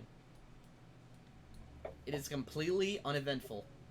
Oh, the Baron doesn't have to paddle. I can paddle. You're very kind. You've also left me on the shore. No, you're here. Wait, yeah, I see your token on the island. Uh-oh. Can Yeah, you not no, see I- the fact that you're on the island? No, I wasn't there for a second, but. Oh. Oh, okay. And I will arrive. You arrive on the shore and meet Tennille and Jenna. Hey guys, how's it going? Any fucking ghosts show up while I was gone? No. Okay, that's cool. Cool. No ghosts. Good. Cool. Let's go. You good? Not remotely good. I just died 4 times. Everyone, of course, sees a large black tower surrounded by 7 black obelisks. The tower is crumpled, and so are the obelisks. It's very clear that whatever or whoever built this, they've been dead for a long time. Oh, this is cursed as shit. But Can I do like a knowledge religion? You can do knowledge history. You don't see any religious symbology yet, although you see the number 7, which is an important number. Number 7 is important in a lot of world cultures. There were like, 7 brothers And the 7, the And god. the 7. The god, yes. Right, the 7, yeah. Holy shit, was this? What if the 7 is like a reincarnation cycle, like Mystery Incorporated? Whoa, it's almost like my main campaign has 7 players in it for that exact reason. So Mystery Incorporated is a reincarnation cycle?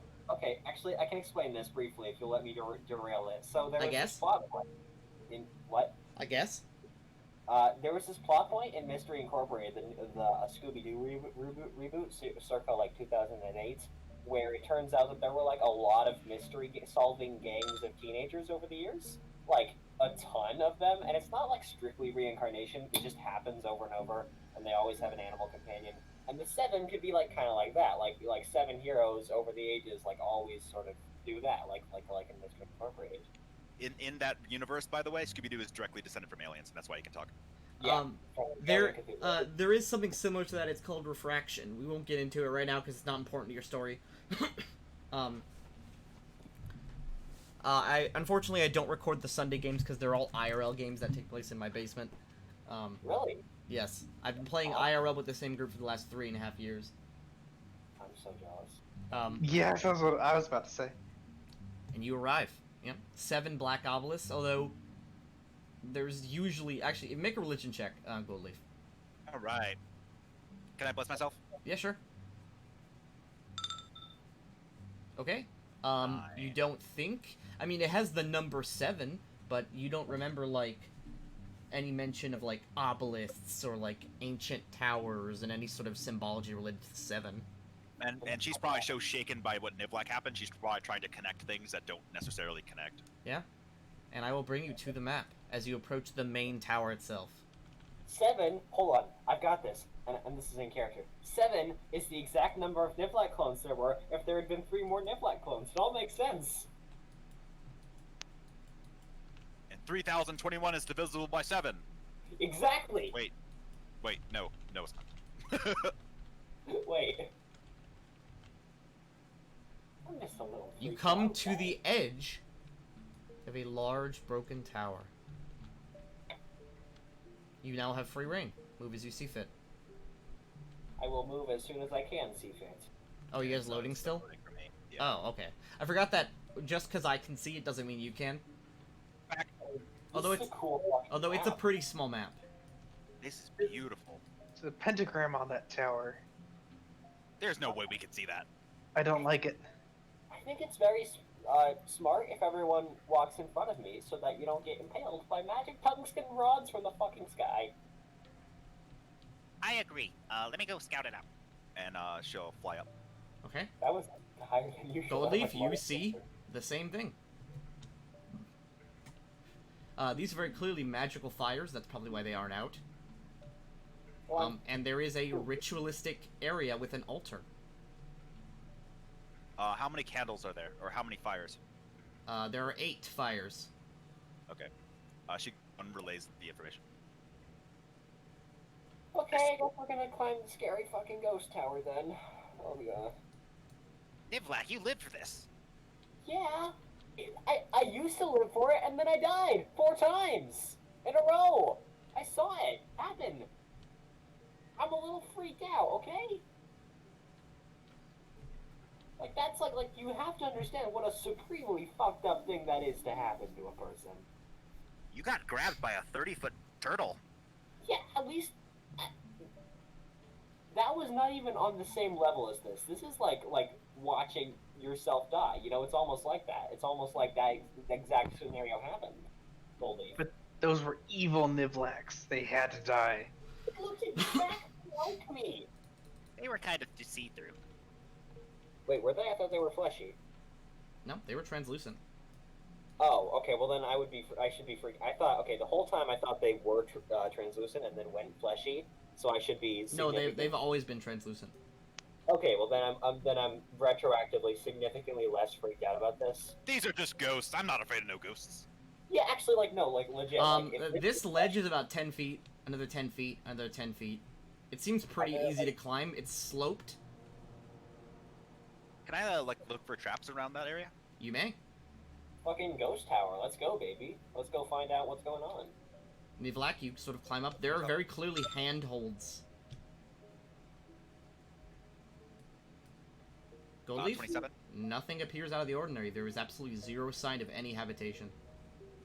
Not even footprints. Just one other one up here. It's so strange because we saw those canoe marks. Somebody has visited here. Oh, yeah, we're there. Those were on the other side of the lake. So somebody has left and been canoeing in this lake. Probably the kobolds. Not necessarily here. 31. Any traps? Absolutely not. All It's right. another ghost tower. Okay, so with the revelation that they weren't fleshy, Niblack is freaked out, but not that freaked out. Like, okay. Oh, you guys are snapped to the grid still. I'm not. One sec. I'm gonna unsnap you. Everyone stop moving. To give an impression, There you Niblack is like the amount of freaked out you would be if you came home and all your like, and there was just like some food sitting on the counter and it was hot. Like someone was here and someone broke into your house and made you food, but like, it's not poisoned or But anything. do you eat the food? Like, yeah, like, okay, this is fucking weird, but, like, there's nothing to do about it immediately, so, like, okay, that's, alright. There is a small gap where the tower has kind of collapsed down. It's about a 5-foot jump. I yell parkour and, like, bolt towards it. Okay. Oh my god, I bless him! I bless him! In midair, I bless him! You just need to make a DC 5 acrobatics check. Okay, let's go. Let's go for it. Acrobatics. Unless you roll a nat 1, you're probably fine. Yeah, you... Jesus Christ, Nivlak! What's up? It We wasn't... have rope! Oh, heh, yeah, we do. I mean, it's only a 5-foot jump. I can easily do a 5-foot jump standing still. I can't. mean, yeah, but what happens if you trip? It's true. And there are no handrails. As I get closer to the pentagram, I don't think I can see it yet. The feeling of wrongness is greater. You are clearly approaching something that is very strange. Dude, that's a shitty fucking pentagram. Like, they didn't take art school or anything. Like, the candles don't line up with the points. Like, this is... I want to fix this. Can I see what the pentagram is made from? It is carved and stained in blood. Ooh. I relay this. So it's not reddish, it's kind of weirdly brownish. I'm gonna take some candles and matches from my Brilliant Planner Fund and light candles at the tips of these pentagrams because they should be like that makes it look better. Nivlak, this is a pentagram in blood. Why are you trying to improve this? Specifically, Goldleaf. Make a religion check now.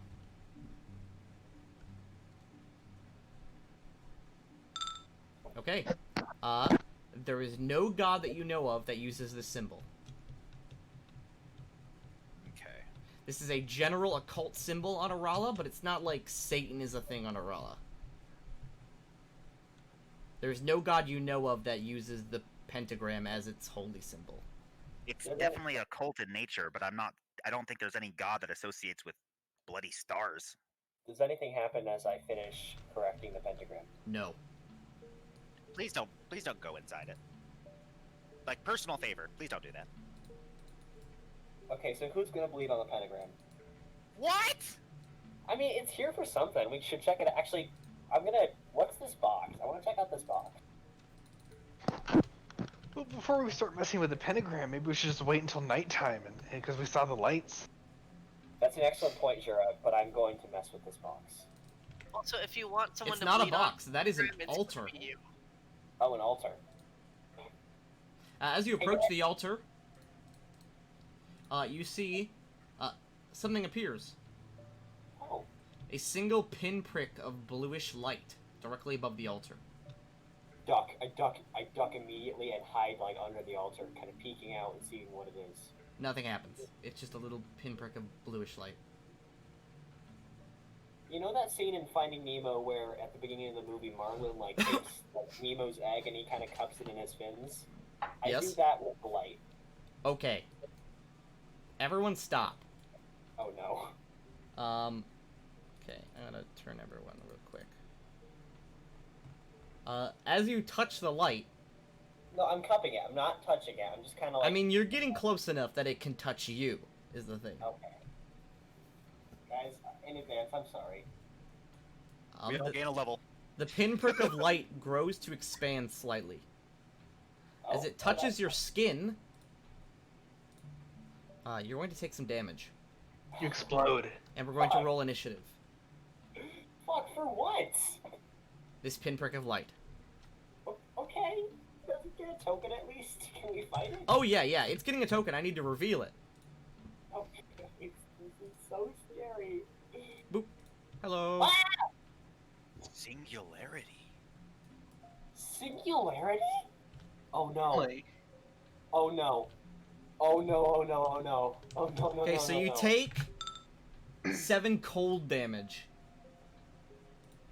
It's technological. It's like the singularity. Maybe? I don't know. No. part of all of this. You feel the cold vacuum of space touch your skin. Oh. Is it a black hole? What the fuck? We're gonna roll That's initiative. Isn't space like temperatureless? It's a vacuum. There's no matter to be hot or cold. Temperatureless, Space is that's called the most absolute cold. zero, buddy. The most Oh. possible cold. You're right. Oh my god. The worst part of this, of course, is that that's not a creature, so we can't bring it back to the zoo.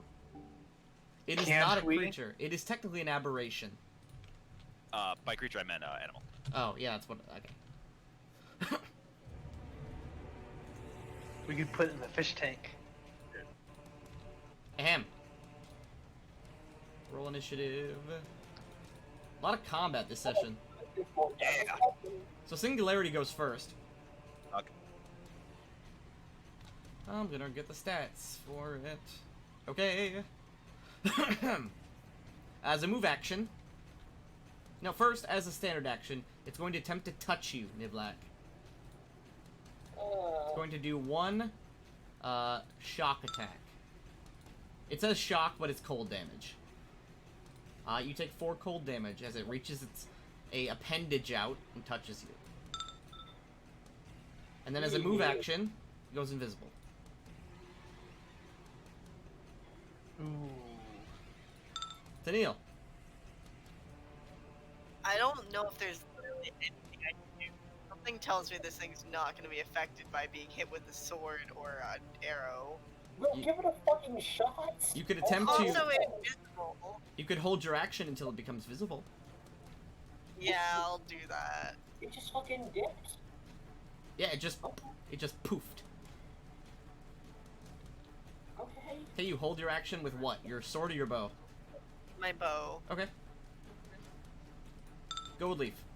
Detect magic. North. Detect magic? Okay. You don't detect anything. Fuck. Enter. Nivlack. I'm gonna cast the fucking one that's like fire in a cone. What's that? Burning hands. Burning hands. Do you want a 5-foot step anywhere, or are you just gonna do it right there? I don't see any reason to move. Dude, you asked about it, so I'm gonna move like up here. Okay. And then do a cone like here. Okay, you blast the cone out. You don't see anything happen. Show yourself, you little bitch. Jira. Okay, so is it clear that this thing like flies around, or does it have an Oh, actual? it floats. Yes. It floats. For all intents and purposes, this is a will-o-wisp. So Charmer Sense will not help here then. I'm just gonna cast Vine Strike on Jenna. Okay. Speaking of that, And Jenna is going to delay until she sees something. Okay. Or I guess just delay. Okay, delay. Singularity.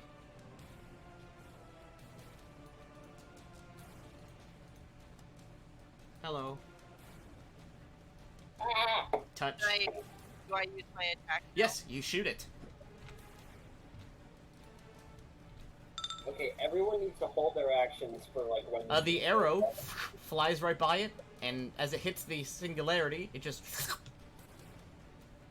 gets sucked right into it.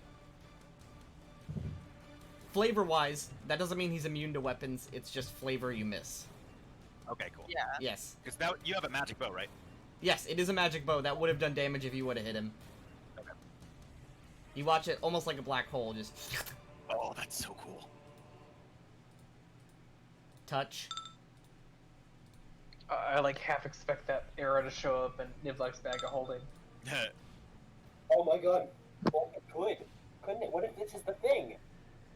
I should move. This is It uses invisibility. It has to use its move action to become uninvisible, so it can't do it again. And it can only attack when invisible. So, Tennille. That actually hits it. Barely.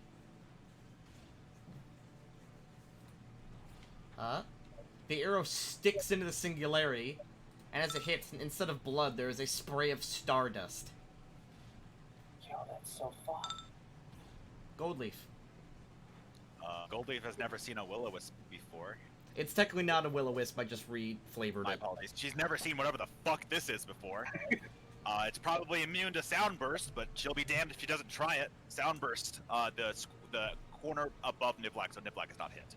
As you hit it with your magic, the magic is completely cancelled out, and you waste a spell slot. Fuck! It is completely Don't immune cast to. spells! It is completely immune to all magic. I announced this loudly. Can I retrieve my sickle from the bag? Nivlak, if you'd like to. Would I be able to use it? That'd be a move action to grab it, which would provoke. Fucking, I can't take another hit from this thing or I am going to die. What can I do? You could, withdraw, take the full defense action. God, I saw something in my inventory that I thought... At least it is immune to all the magic you have tried, so like Sound Burst, Detect Magic, Burning Hands. How would it be immune to my Detect Magic? Detect Magic is cast on myself. As in, you cannot detect it with magic. Oh, shit. Okay. Some sort of non-detection ability. Damn. Does it have resistances or immunities? You don't know. I can't tell you the specifics. Yeah, of course you fucking... Oh, no. I'm gonna 5-foot step and then make a spellcraft check to see if I can figure out anything about it. What the fuck is this? Yeah, you sort of get and examine it. Make a spellcraft check, yep. Probably the most valuable thing I can do since I'm a fucking wizard. So whatever. Okay. As you inspect it, that's actually too low. God Damn! Because the DC is 20 plus the CR, which is 6. I think it's 15 plus the CR. Oh, then it is exactly enough. Yes! Rules lawyer, you motherfucking wonderful person. I love you. Okay. Okay. Let's go. This appears to be a concentrated sort of sphere of anti-magic. And, oh my god. Anti-magic. At least that's the closest thing you could compare it to. Realistically, it is a singularity, like a spatial singularity. Yes. Oh, okay. Like a singularity would destroy everything within 100, like within like a mile. It is a fantasy contained singularity. Okay, so it can a singularity contained by something. That's different. Yes. Yeah, that's my favorite. That's my least favorite singularity as well. There's a couple of worse Nivlak, ones, spellcraft check is not a turn. You still have your whole turn. Oh, okay. I'm gonna. You could just throw some random magic at it, see if something works. You could draw your sickle. You can draw your sickle. Oh my. Oh no. You can full defense. detect thoughts. Is it sentient? Detect thoughts. Okay. In the first one, detect thoughts. Yes, this thing is sapient, and it has can it intelligence talk? its intelligence is more than yours. Stop this! Why are you hurting us? Or me specifically? What language do you say that in? Um, I assume common. I Yeah. I don't know about any language. Celestial, maybe? It's not It's celestial. for your own good. That's fucking terrifying! Jura. But thank you for answering. Does Jenna's turn trigger at any point here? Yeah. If Jenna wants to go right now, she delayed. She will do that, 'cause she can reach the thing. 5, 10, 15, 20, 25. This one costs double. 30, 35, 40. Yep, she can reach the thing. Nice. Okay. And she goes up She and has assume. speed of 60. And she will use her Talon. I need to check if Vine Strike allows spell resistance. Let's see.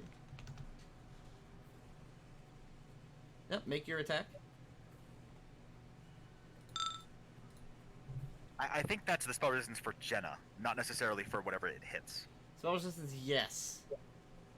Right. So Jenna could have resisted the spell if she had spell resistance. Okay, yeah, that's fine. That does not hit. No hit. For this thing has an AC of 26. Thing is That's what you irregular. get for having 29 dex. Although 1 strength. Jura, it's now Jura's turn. Right? Okay, so tell me about the slope here. This is a slope that is 5 feet tall and easily clearable. It's just an additional tile of space.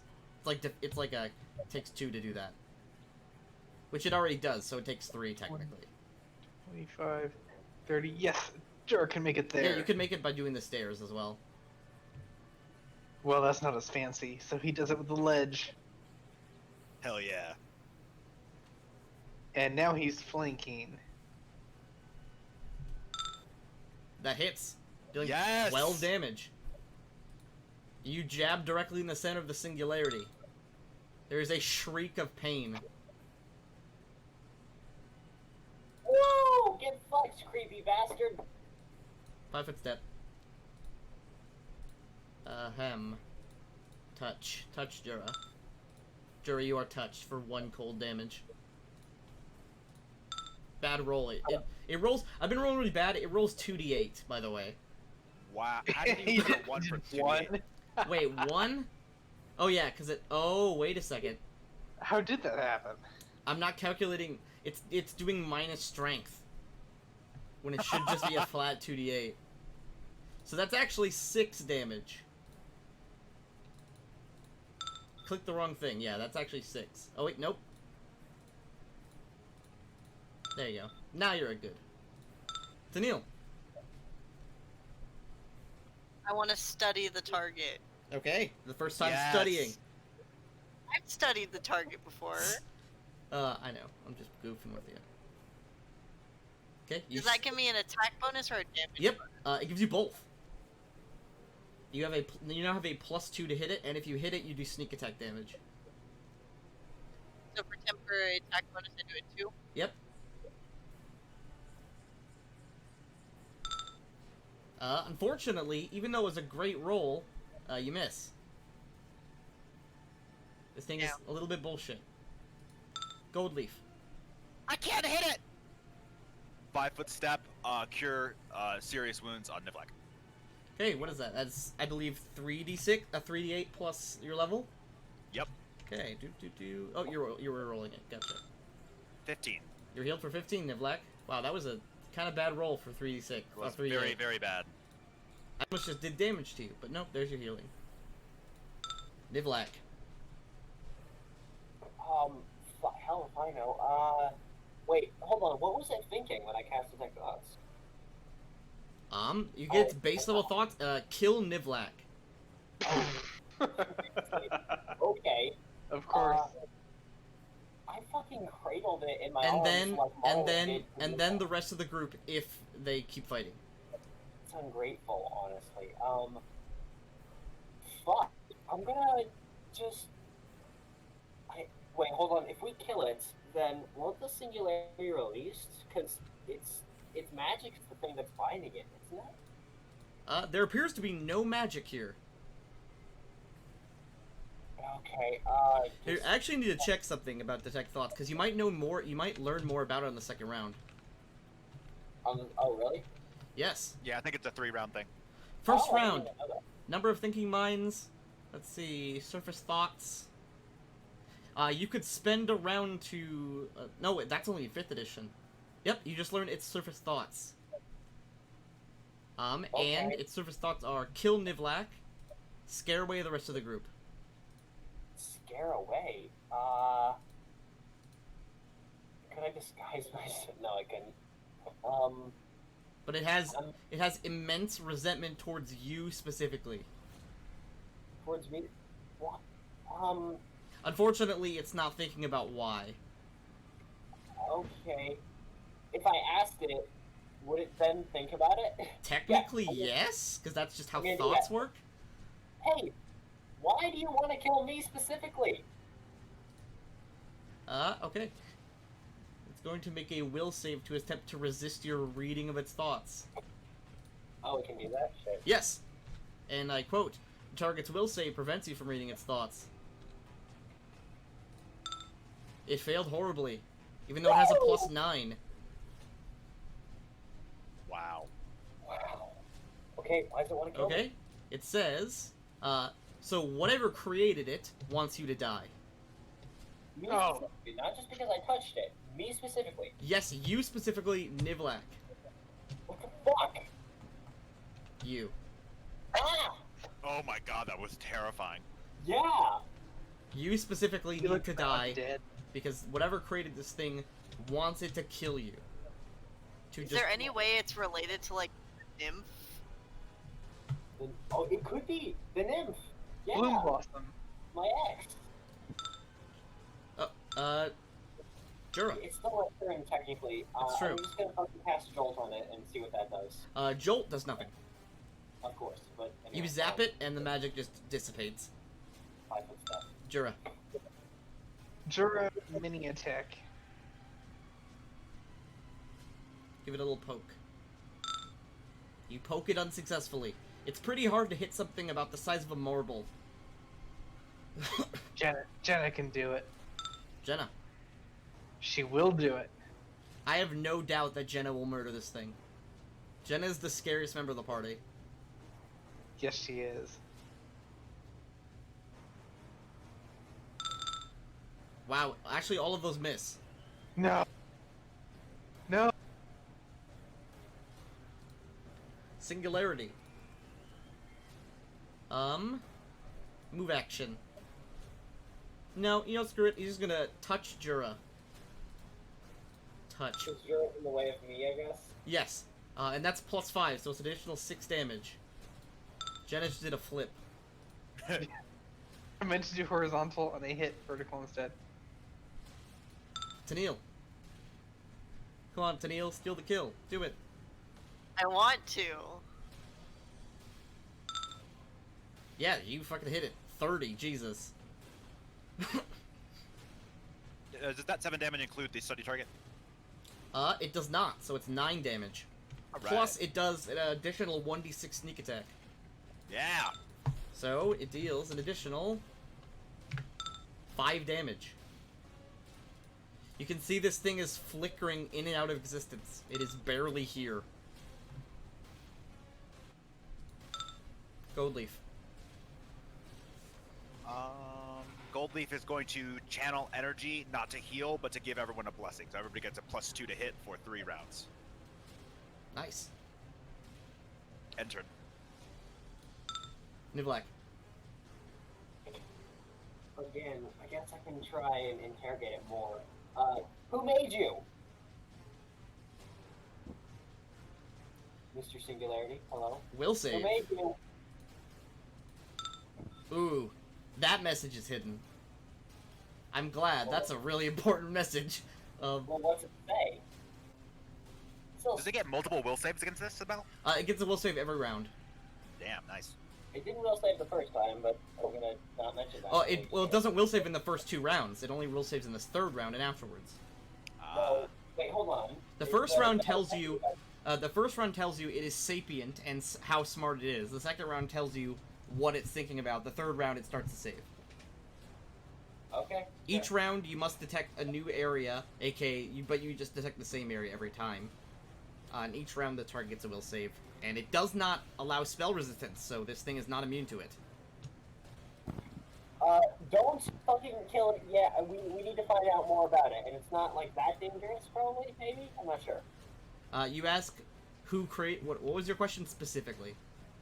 Who created you? The same person that created you. What the fuck? No, I didn't. Jura. It was probably God. Which god is the good question. The mother. Guys, come on, think meta. Who created Nivlak? I can't believe I Nivlak don't think is it's that I meta. can't believe Nivlak's the main character. For this episode, I guess. Yeah. Oh my god, this thing is such AC. Yeah, You this get your thing. haste. This thing's real dumb. Jenna. Stop. Jenna, please don't. We need to. Jenna's find not out. gonna miss.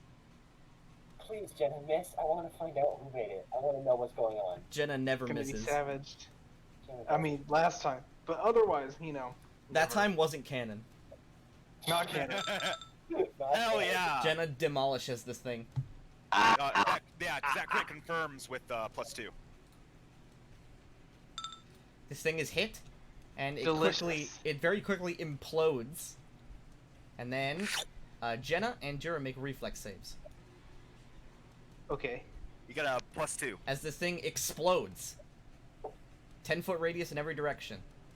Luckily, you guys are just out of it.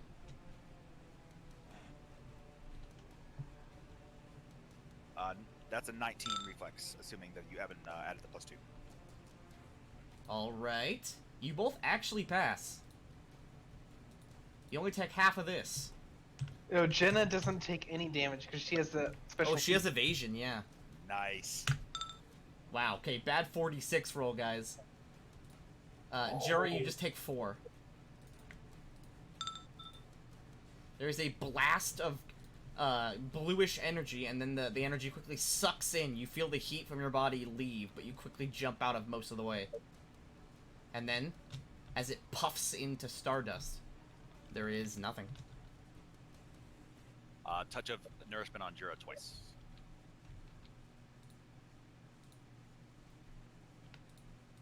And again, the area is only lit. It's only lit by these sort of torches and the candles that Nivlak put down. Although, within 10 feet, all the candles within 10 feet of this explosion, their fire is out. The thing was speaking common. It was speaking common, yes. Terrifying.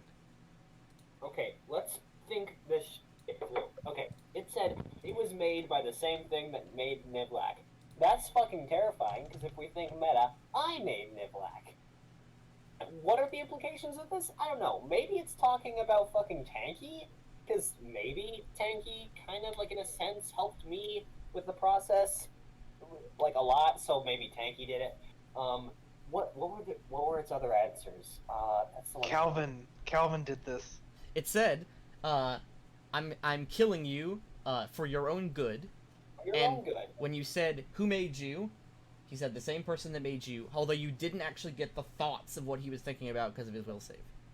Now, he also had extreme malice towards you, so it wasn't like wasn't necessarily a kind thing that he wanted to end you.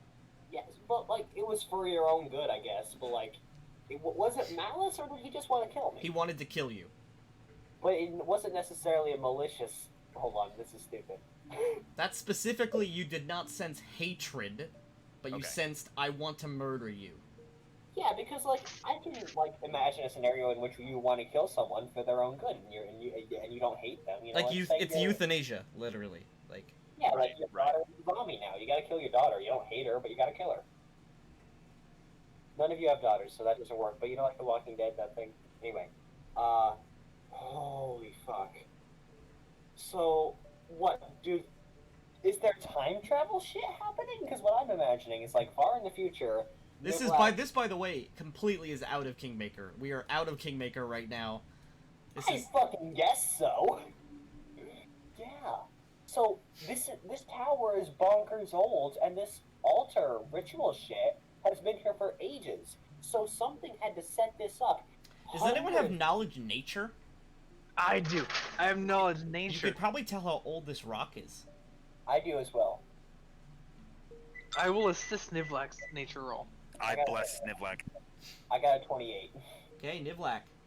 With a 28, I think that's a 30 with my blessing, right? this No, rock 28. this rock 28. is incredibly old. older than Chondath. So like more than 700 years old. Not pre-calamity. Pre-calamity. Probably pre-calamity. Probably pre-calamity. Like fucking. Like, this is incredibly old. This is incredibly old, and something. Does it have a corpse or does it just poof? It just poofs. There's no Okay. corpse, it's energy. The token was still there. Oh yeah, sorry, let me just Is this rock celestial? what do you mean by that? Is this like a meteorite? Is this part of the moon? It looks like a type of rock that you've never seen before. Nivlak, with your knowledge of nature, this looks like a not naturally occurring rock. So like. At least not on Orala. It is not a element that is native to Orala. What the fuck? Okay, so like. What possible interpretations could, for your own good, have? Because like what I'm imagining is like, what if Tennille also comes up here. Yeah, Tennille. Do I? Also, I'm gonna unsnap you all. There you go. So like, imagine the Danny Phantom scenario. Nivlak goes evil in the future, goes back in time, builds this big fucking thing, and then like makes a will-o-wisp to kill his younger self. That's fucking stupid and dumb. Then that also creates the grandfather paradox as well. Yeah, it does. It does do that. I mean, clearly he failed, so why would he even try? So, what the fuck? What the fuck? I put out all of the fires with Create Water. Okay, they are all out. And this doesn't even kind of explain the tungsten rods. That was like coincidental. Wait, is there any more to this tower? Do you want to examine around the tower? I mean, like, the tower that we saw on the map, on the greater map, looked like it had, like rooms and stuff. This is just a big rock and an obelisk sort of thing. Oh, it certainly does from this side, yes. However, it's completely hollow on the inside. Okay. Are there any like loose rocks, like pebbles of the same material? Yes. I Let's grab go. a large chunk of one. Okay. Collect some of those. It's relatively heavy. It doesn't show your reflection. Are we all vampires? It does. It just show the reflection of the surroundings. Oh, that's fucked. We're all vampires. I'm kidding, but like, that's weird. And the metal is actually pretty brittle. Like, Oh, it's metal. no, not metal. I meant rock. The rock is actually pretty brittle. Like, it crumbles apart as you if you hit it on something, it just crumbles to pieces. Well, it's old as shit, so. I mean, I don't want to invite more danger, but I kind of want to bleed on this. But I kind of want to bleed on this fucking altar, because I mean, like, maybe something will happen. Wait. We all know it was cold damage. So no one bled at all during that fight. Yeah, it's just your skin is black and blue where it touched you. I'm gonna summon a little bit of fire and try and warm up, but that's just Yeah. flavor. You summon some fire and it feels nice. Okay. Can I inspect the altar a little bit more closely? Yes. As you get down and close to it, make a perception check. I gotta get some art out now. Blessing yourself. Should Jura be there? I mean, should Jenna be there? That's a little. Well, you were warming yourself up. She's feeling cold. Oh, okay, that's fair. I'm gonna light a torch. Like, I'm gonna relight one of these torches and just we can huddle. I prestidigitate it to make it not wet. Okay. As you get down and inspect Goldleaf, along the edges of this altar, there are bas reliefs. What is that? As in, there's carvings into the rock. as in the outside of the altar is carved to look like something. Like what? Okay, I will explain this now, and I have some art to show you as well. Yeah. First things first. This symbol comes up often. I'll edit it so it's visible in the replay, but this symbol, I'll put it in art. Oh yeah, we're actually using very different channels. Ooh, Weird. kind of stag lord looking. Isn't it? Or vines, maybe.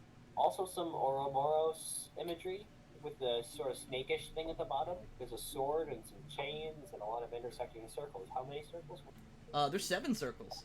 7 circles. There are 7 circles in this image, not counting the fact that the image itself is a circle. Okay. That's fucking weird and cool. And cool. So cool. There are images of a great city. A great city. A city, carved and covered in blood. There is... Carved in blood? It's stained in blood, as in the... Oh, so it was carved. A city carved and covered in blood. And the carving is covered in blood. It shows a city that you can't really recognize as any like normal city. You don't see any architecture that's similar, like the domes of Kalimshan or like the many tall buildings of Chondath. It's either a past city or a future city. You see an army of mostly of humans, also maybe some demons you see in the army as well. Marching and burning many other cities, and chaining and pulling their people back to the main city. So Britain? Kind of. You see a bunch of words. Actually, what languages do you speak, Niblank? Is anyone here? I speak Common, Chondathan, Celestial, and Infernal. Does anyone speak Abyssal? No. Salamite. Yeah, Jenna does. Jenna technically does. Wait, no, that's tongue. She can only speak it. She can't read it, can she? Wait, can she? Tongues. Let me check tongues. Tongues, Pathfinder. I picked Let's the see. worst It grants the ability to speak and understand the language of any intelligent creature. Nope, she can't read it. That's sensible. Oh my god, I picked the worst languages. This is so cool. We need to translate this. Can someone scribe this down for someone else who speaks Abyssal? You could make If we rest, I can cast comprehend languages. Would that work? Like, would we be able Yes, to read it? comprehend language would comprehend the languages. Yes. Sure, let's just sleep here. I'm gonna go take a nap on this scary fucking altar. What a great idea, Goldleaf. I said I needed to rest, not here. Okay, that's true. Also, but- also remember, Goldleaf, you don't have to fill all your spell slots right away. You can leave spell slots open and then spend an hour to fill them again. Yeah, that occurred to me. For the sake of this, if you want to say that you prepared it, you can. For the sake of this, can I say that I didn't prepare it, but I left a spot open? Yes, I'll allow it. Okay, So- let's That I meditate for 15 minutes and then I cast a spell. All right. and I just kick around, I guess. Okay. The symbols. Let's see. There's actually a poem. I have to read you a whole fucking poem. By the way, this is not my poem. This is a stolen poem. I am not a author. So don't criticize his poetry. Ahem. Okay. So this poem has many stanzas, and I will read it verbatim. You might want to turn down the music, so I can get this. Ahem. This is all written in Abyssal. It's actually written in archaic Abyssal, as in like the language demons used before. Before what? Linguistic shift? As in, like, the Old English equivalent of abyssal. That's Oh. This is incredibly old. First things first, does anyone have linguistics? Nope. Okay, I can't give you Nope. the extra bits then, I can only give you the poem. Basically, if you had linguistics, I could help you interpret the poem, but I will just read it verbatim. Ahem. They gather round the natal bed, the foolish and the wise. They fear the child yet to be born, whose voice shall rend the skies. The faithful watch the forest for the coming of their king. Their lanterns bright, they wait at night for the new world he shall bring. The dragon waits in shadows, his breath will scorch the land. The hero in the castle draws his sword and makes a stand. The princess in the tower is hidden far away, but nothing under heaven will keep the groom at bay. They gather round with leering smiles the soulless and the dead. Though her soul unwinds, the cruelest minds will keep her in her bed. The potter told his apprentice, prepare him 7 jars. 6 he made with grace and skill. The last his hands did mar. Are we caught up so far? Yes. I'm listening. I want you to post this in the general chat later so that we can... I will. I'm actually going to post the whole thing in the general chat when I'm finished. The cretin moon no more is howling. Gone its morning black. In their dreams its face is prowling, come to take them back. The king is in his courting clothes. The brides are in their beds. The unborn princes wait in sleep to raise their eager heads. The hens are in the hen house, and 7 eggs did lay. But the fox Hold on. crept. Whoop. Sorry, go on. Do you have any input?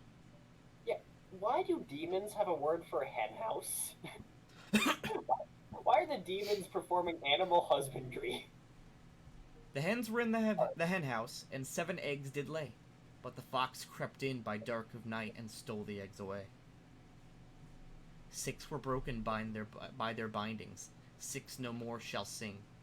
Comes the 7th full unwinding, and all the bells will ring. When the first had given birth, then all the birds did sing.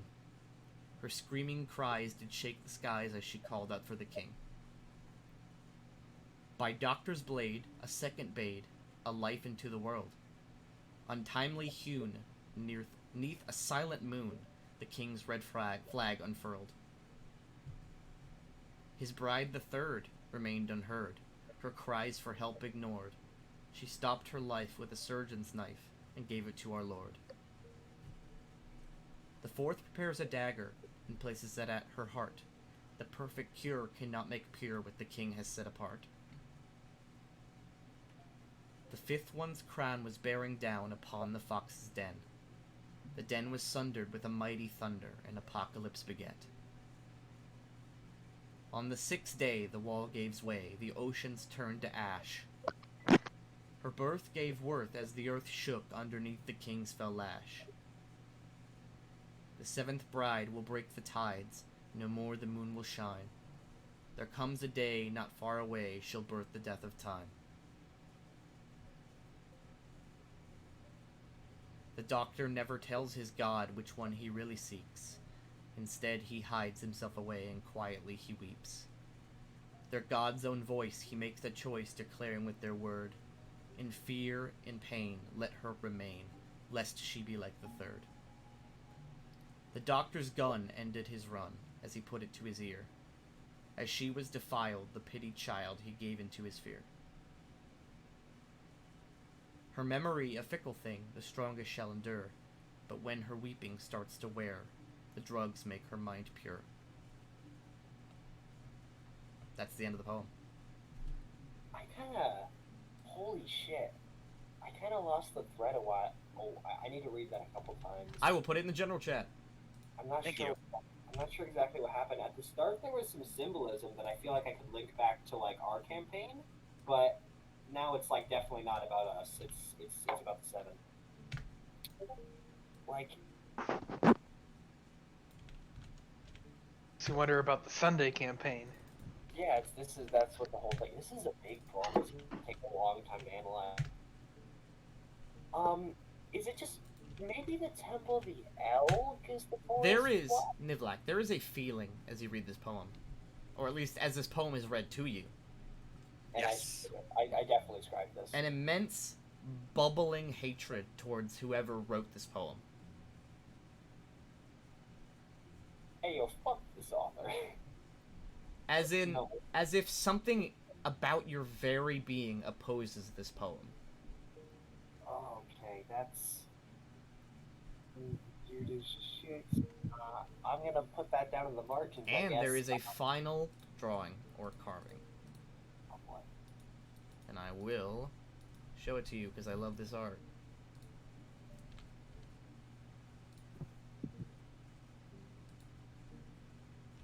Ahem. I'll put it in the art chat. Oh, creepy. Jesus. That is amazing. Good. Can I share my thoughts? Because I'm 99% sure I know what's going on. Oh, please. I want to know so bad. It's super meta, so I'm probably not allowed. Go for it. Nope, go on. Oh, wait. You can share your thoughts if Okay. you wish. Okay, sure. All of this is out of character. This is the guy that's gonna cause the end of the world when all of his chains break. He's gonna be finally released when the final woman gives birth to not the Antichrist, but essentially like the death of all worlds. He's the dude that caused like the mass genocide of billions and billions of planets. There's You read the what's it called? You've read the Scarlet King campaign, Yes. which the my 7 group in Sunday discovered. And if you go to the Aral Living World and go to World Info, there's an enormous story about him. Yes. I totally. Oh. Yeah, it's like the poem like is referencing him specifically. Like the symbolism is very very very. Can I have a quick synopsis so that I can get up to date? Sure. Horrible fucking guy. Got sent to essentially hell. He escaped. Waged interplanetary warfare.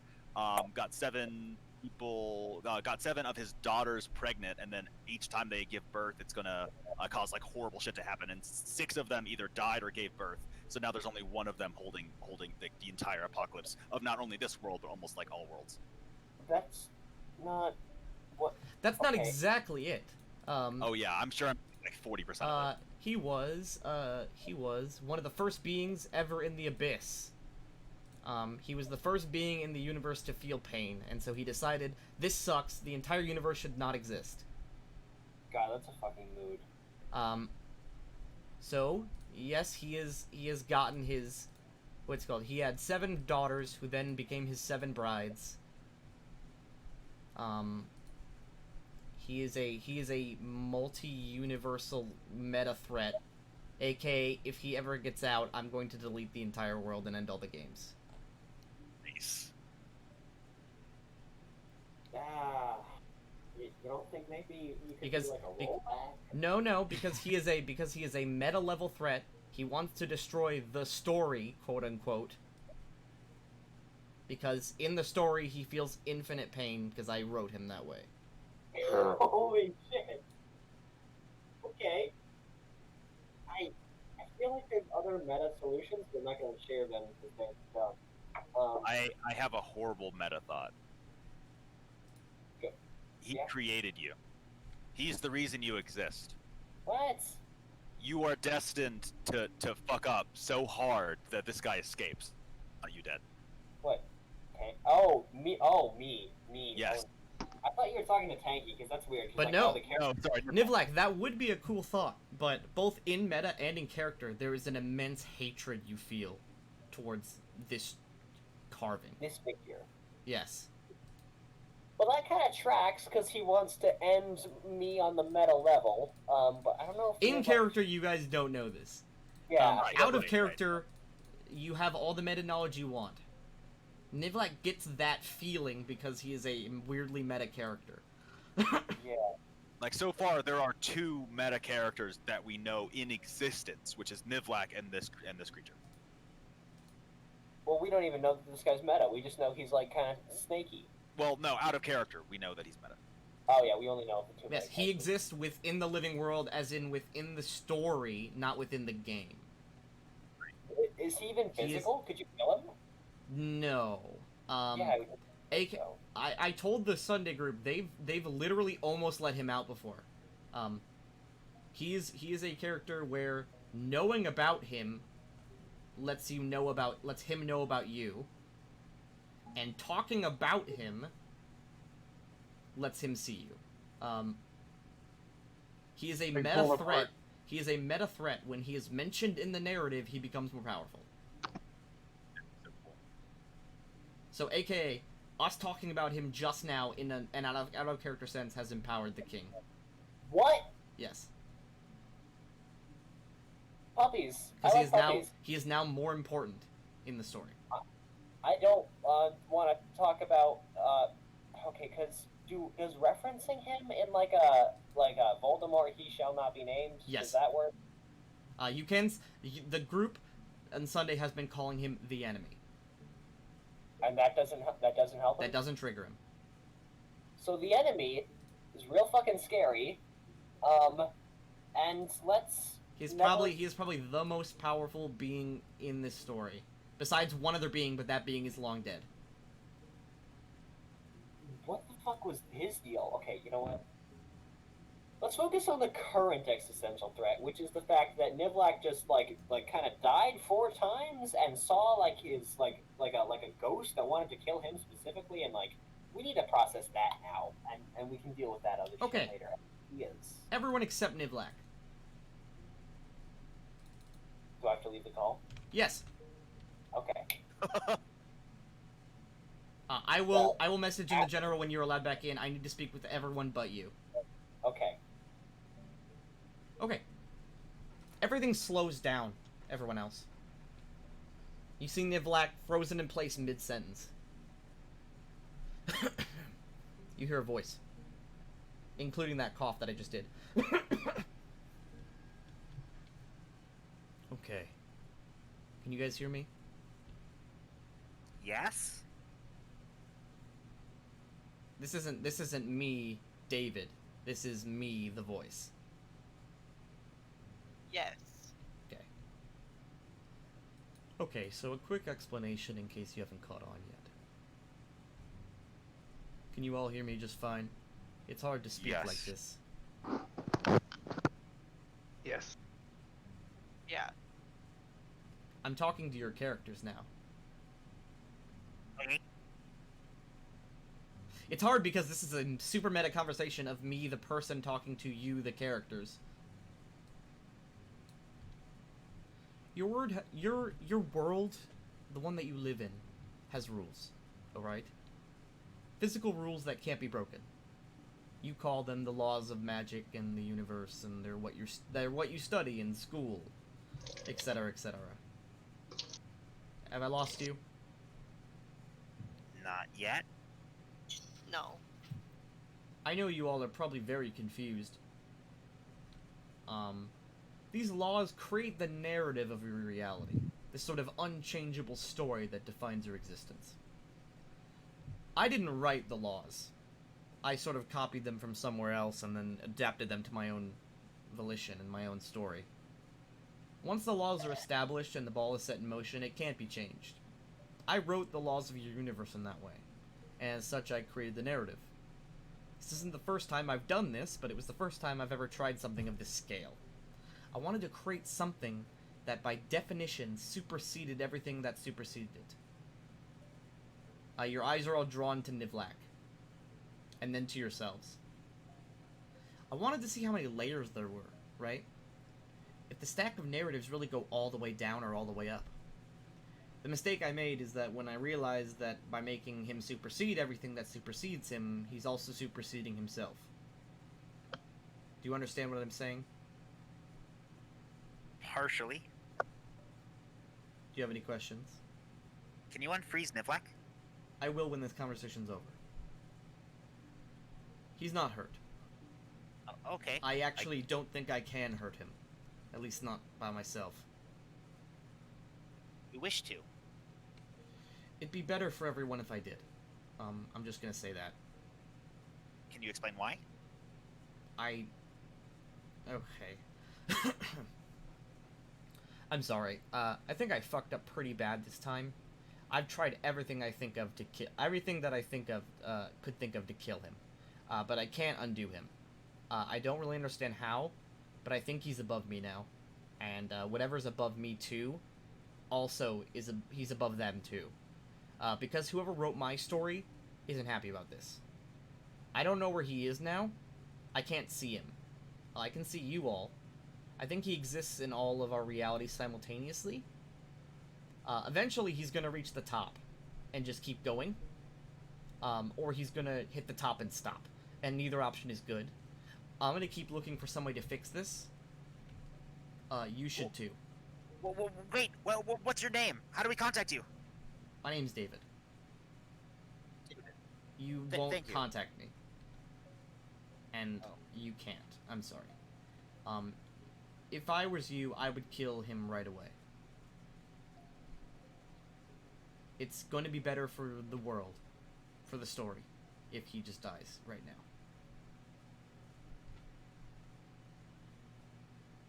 We did kill 4 of them. Wasn't that hard? Yeah, I tried to do that. The rods, that was all me. The anomaly, the spatial anomaly, that was me. The many copies, that was me. That was a bit more creative on my part, but for some reason, I can't see him, and I can't kill him. I just sort of have to shoot in his random direction. Hopefully I hit him. I don't want to kill any of you. You're all very important to the story. But, I'm sorry, I'm sure I've overwhelmed you completely. Tennille, you're very quiet. You always are. I'm confused. No, this is me in character talking to you. Yeah, I know. But also out of character, because that's me.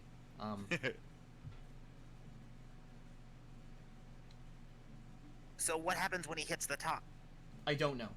I don't mean to sort of take the attention off of you. This is also your story. But I just want you to know that that's going to happen probably soon.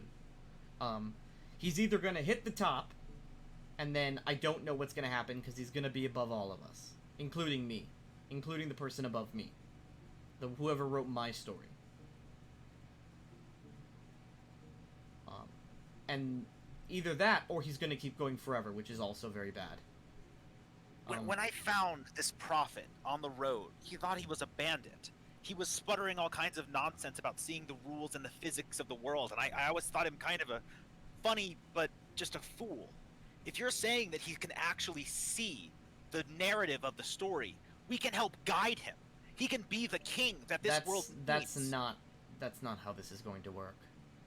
I'm very sorry to tell you that I know what's going to happen, and if it doesn't change, it's going to be the end for everything.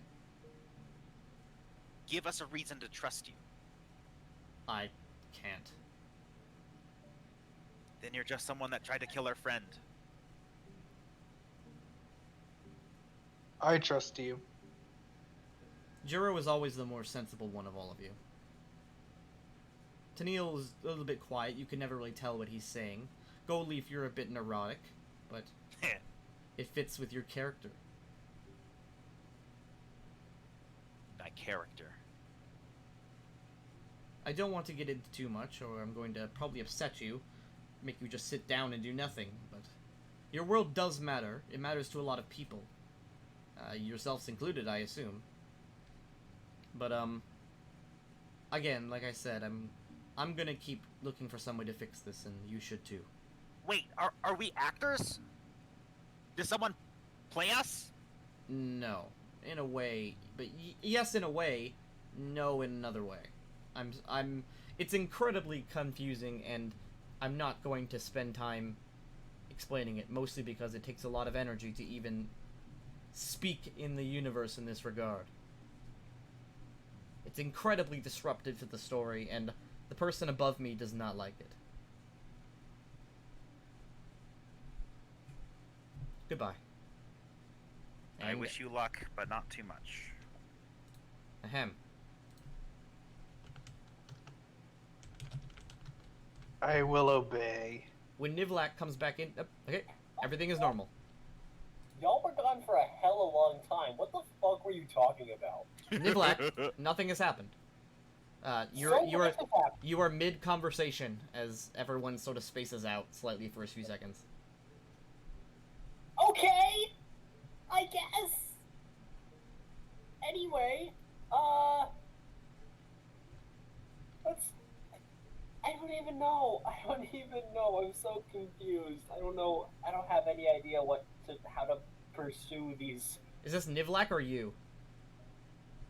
This is me, but like in character. There is so much bizarre shit going on right now. I have no idea how to figure it out. What do you guys want to like do? So you are talking in the middle of your sentence. Goldleaf just jumps between you and Jura, and her eyes are insane.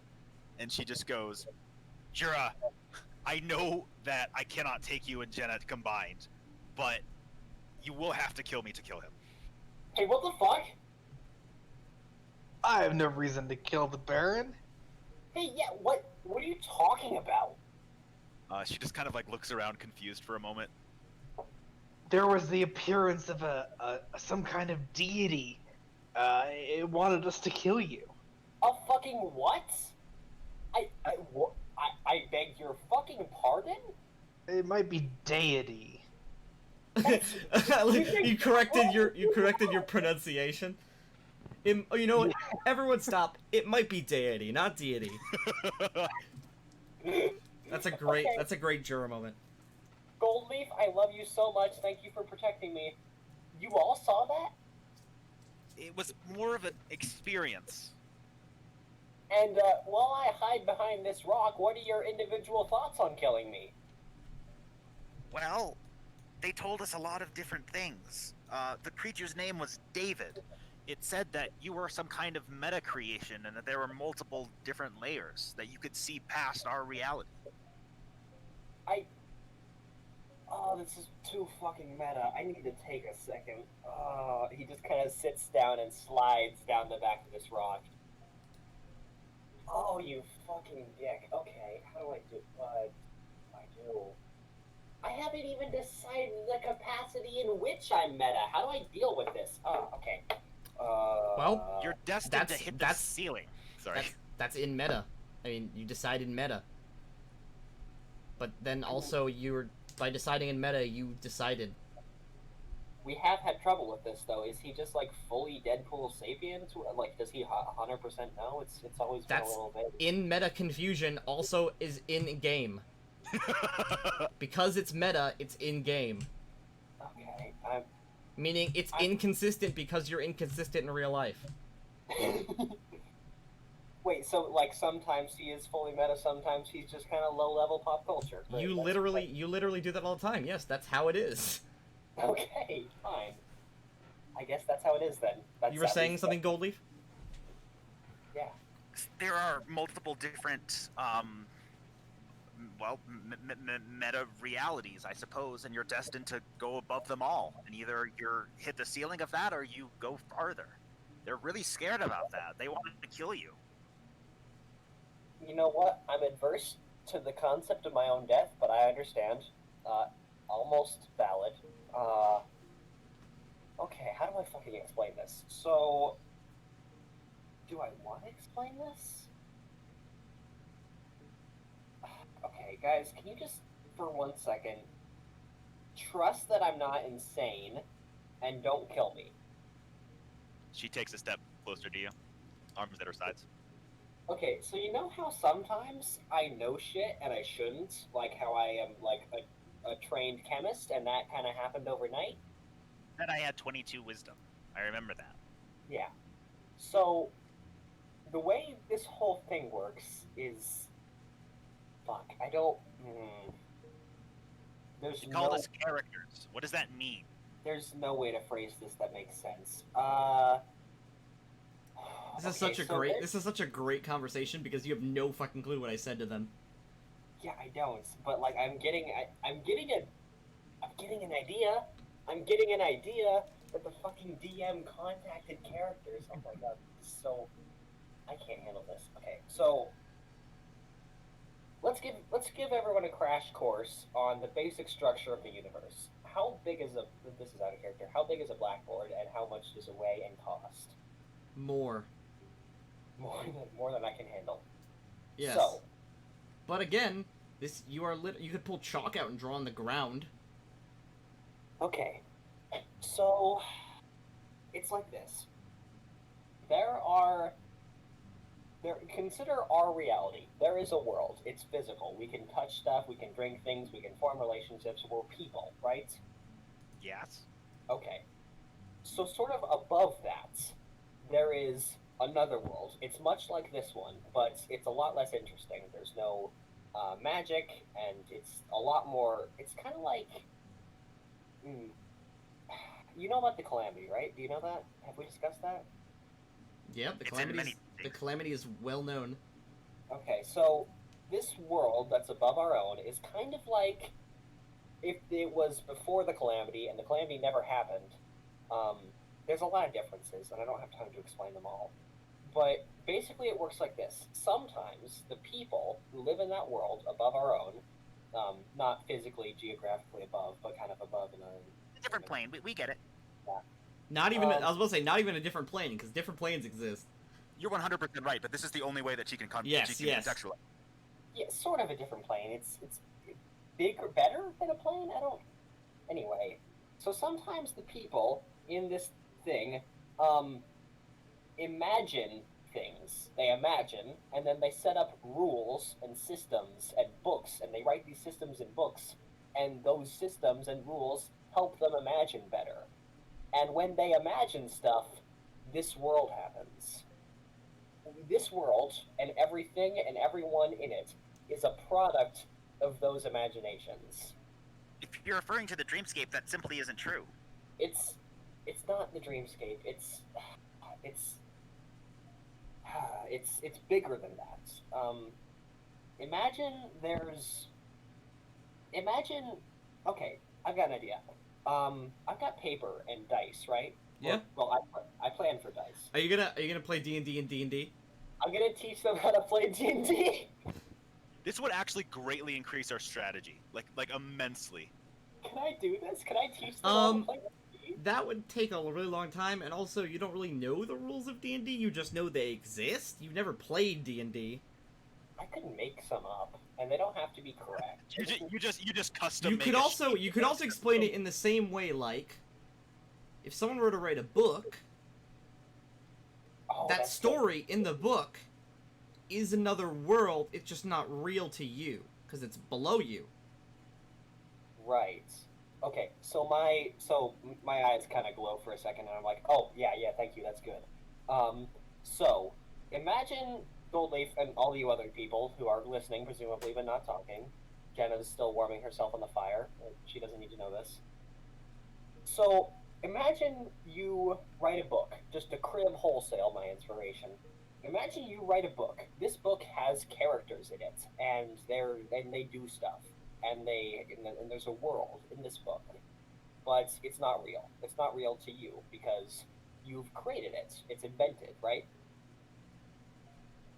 Okay. Okay, this is rhetorical. I'm looking for a yes. Yes. So, you write this book, and by the action of you writing that book, you've created a whole new type of reality below your own that has real characters in it, real stuff happens, and we're like that. We are in a book, sort of, but it's being written as we are living. It's complicated. Do we have our own agency? To a degree. I mean, so he mentioned this David thing, mentioned the characters, right? That's what people are. There's two kinds of people. There's NPCs and PCs. PCs are like you and me. We are player characters, and we are sort of piloted directly by a person in the above world. We'll call it that. You are kind of puppeted by them to mostly But these creatures, above us are, often fanciful and weird things, and to a degree, they kind of let us do our own thing. When we're not, sometimes we're in something called a time skip, and when that happens, you just do your own thing. You actually have agency. But in important scenes, you are, puppeted more directly. And NPCs, we don't even know how those work. I don't know how those work. They sort of. Those are all piloted by one person. We're all pilot. I can't explain this. This is too complicated. I know you think I'm insane, but please believe me, this is real. Well, I thought you were insane. Now I don't know anymore. Jura and The Tennille, concept- Jura and Tennille, sorry. what are you thinking? He's insane. Not be wrong. I mean, it's already insane to have a deity talking to us like this, trying to have us kill our friend. It makes sense. So Jura believes me, mostly, and Sneal thinks I'm totally fucking nuts. Okay. How do I do this? Can't believe. Okay. Think about it like this. And actually, technically, if you wrote a book and then you wrote that someone in that book wrote a book, you just create another reality. Wait, like really? I mean, technically, yes, because that's how this is working. Is that how this world works? If you just imagine something actually becomes real? No, I In mean that like universe, yes. I mean like if you wrote a book and then you said, "Oh, this character in this book wrote a book and this is what's in it." That's exactly the same as you, but just lower. Okay. Look, this is all immensely complicated and difficult to understand. I don't understand it fully. But what you need to understand is this.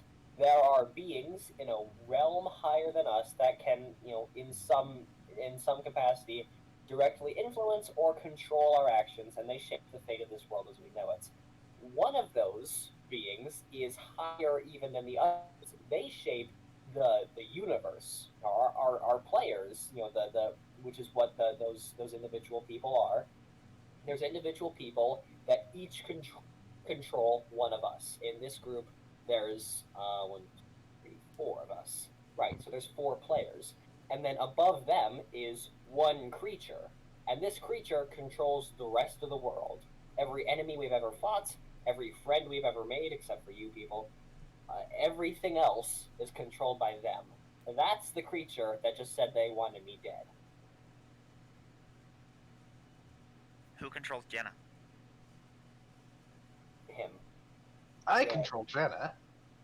Yeah, you would think so, wouldn't you? Oh, wait, hold on. No, you do. You do usually. Yep. I mean, sometimes. Jenna is tied to Jura in that regard. Actually, I have yeah, no control over Jenna. Jenna functions as an extension of you, sort of. Your player also controls Jenna. And I am an extension of her. No, I don't think so. You're more important, Devin. Hey, Tennille, sorry to kind of drop this all on you. That's basically the entire that's the tagline of this whole adventure. Hey Tennille, sorry to drop this on you. The many deaths of Nivlak. Sorry to drop this on you. Tungsten rods. Sorry to drop these tungsten rods on you. Hey, so you know how you have this whole existence? It's fucking wrong. You are incorrect. So what do we do with this? What do we do with this knowledge? That we're characters, that we're pawns. Here's the way I see it. The people in the world above us have often thought, what if their world is a simulation? And, some people have done, arithmetic on it, and it's been decided that, hey, maybe it actually is. The way I see it is this. It doesn't actually matter if we are real or if we aren't, or if we're, controlled or whatever. We still feel very real, and we still feel connected to this world. If it's all, technically just someone else's imagination, it's still a very nice imagination, and it's worth playing along with, I think. And if the above world, if the people that play us are also in a simulation, it just continues going up. Yeah, okay, they had problems with that one too. Don't worry about it. Do you ever wonder why I say don't worry about it every time I say something insane? It's because of this. Because if you worry about it, you go crazy. Look, here's the thing. Goldleaf, you don't feel like you're being controlled, right? No, I feel like my own person. Of course not. You feel like your own person. So what's the harm in you actually being controlled by someone else? If you feel like your own person, and you feel like you make your own thoughts, then it doesn't actually matter if someone else supplied those thoughts for you. She like really like deeply considers this.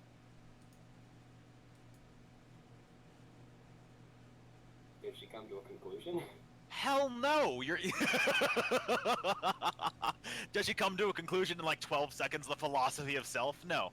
Okay. Jura and Tennille, what are your thoughts about this?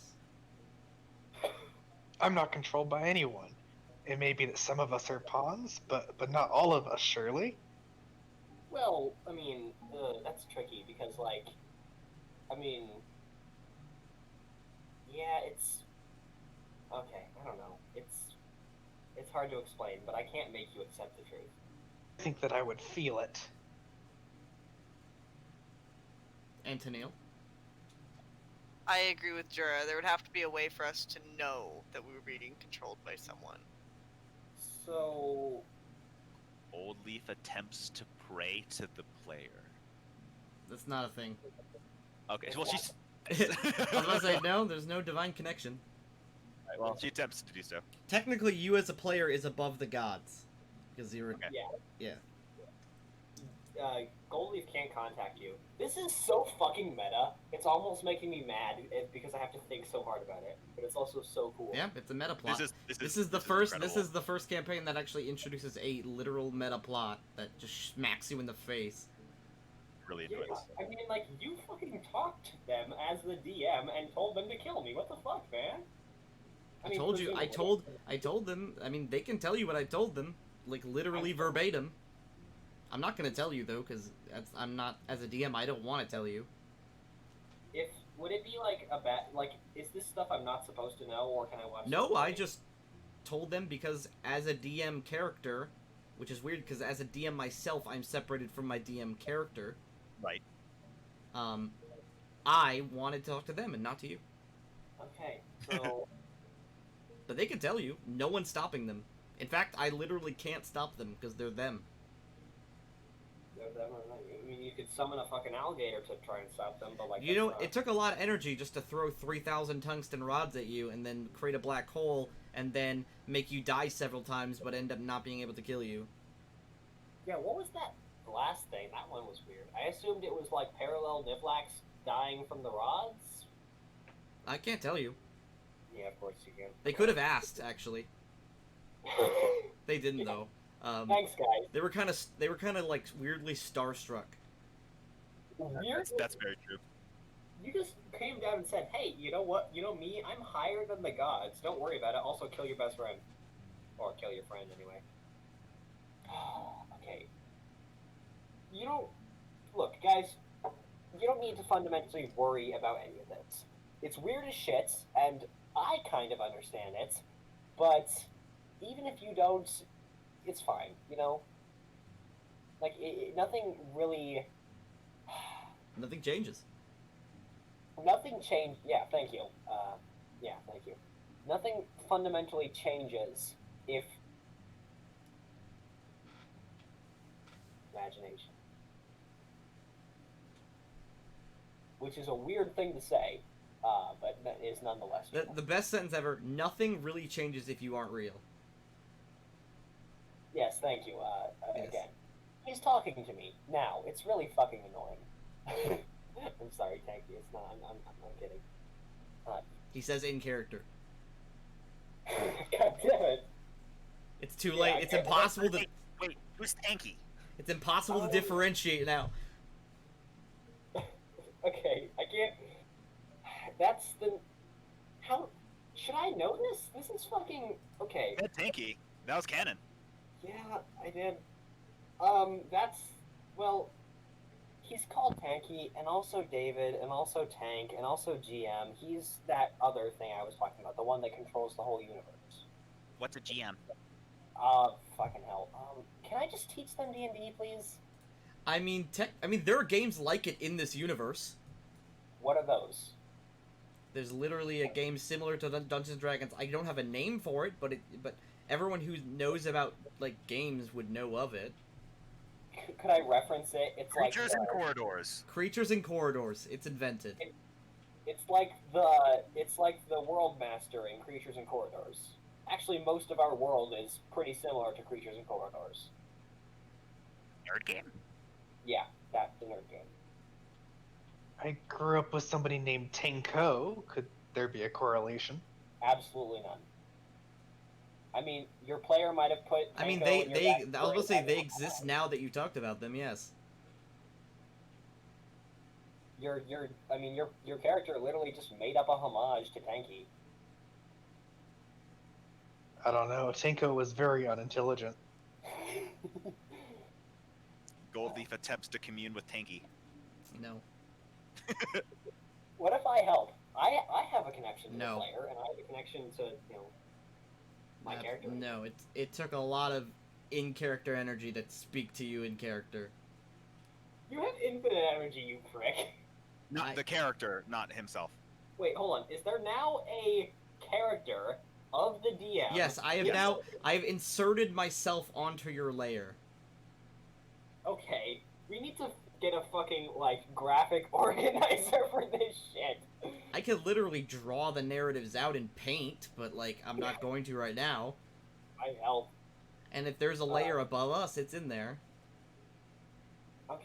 Anyway, I don't know what the fuck he means by go above the by hit the ceiling, but let's just hope that doesn't happen, right? It's actually the scariest thing I could possibly think of without actually knowing what it means. Yeah, that is fucking weird. Like hit the ceiling of reality. That's weird. Or keep going forever, which is equally as scary. Yeah, like there's nothing. You know, it's turtles all the way down. Yes, literally. I should really read that. It seems good. Anyway.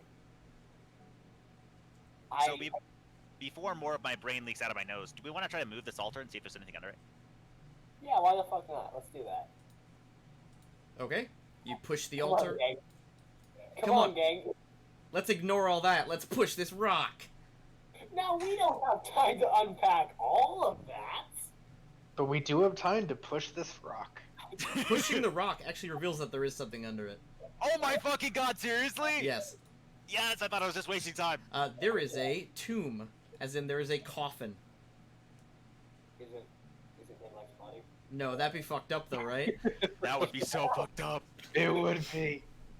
No, it is a sealed coffin made of the same rock. Detect magic. There is no magic in it. We try to open it. Alright. You pop it open, Yeah. and there is a sort of intense smell of rot and stale air as you pop it open. And inside it, there is an armored skeleton that appears to be human. Oh, sick. Can I take the armor? The armor it's wearing is the same, it's similar color to the stone, is black and non-reflective. It covers the entirety of the face. I actually think I have something like it. I actually have images similar to it. Let me see if I can find it.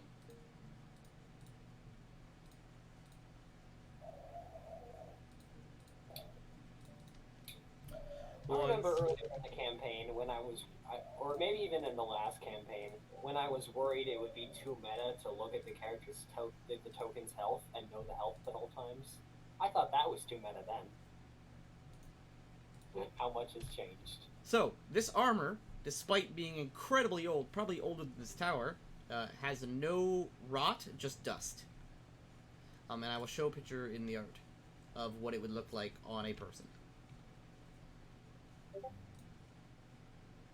Oh my god. That looks so incredibly badass.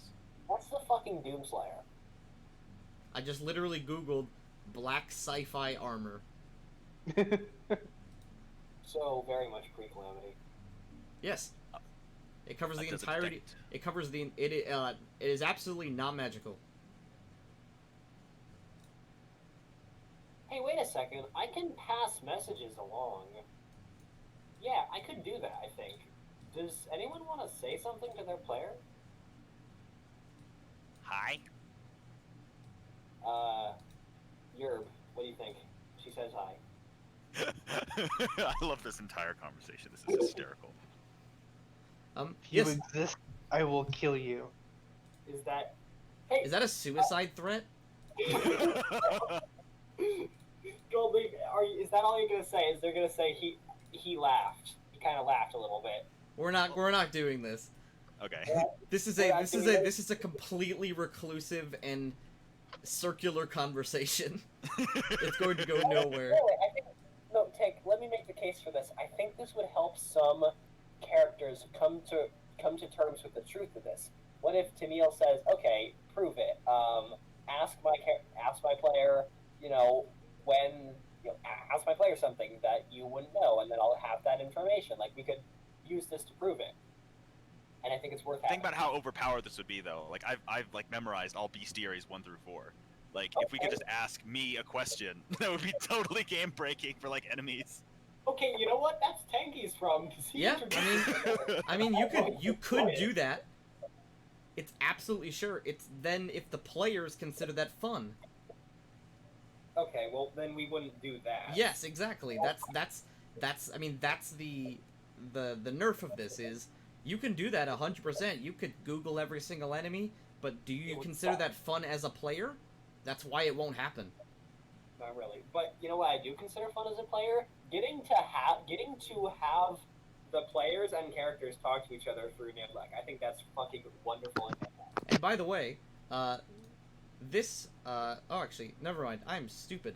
I did not say there is actually one magic thing in this. Yay. Around the neck of this creature, there is a black metal collar. Can we put it on Jenna? As in like a choker.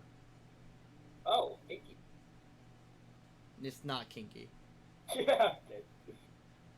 It took too long for someone to respond to that.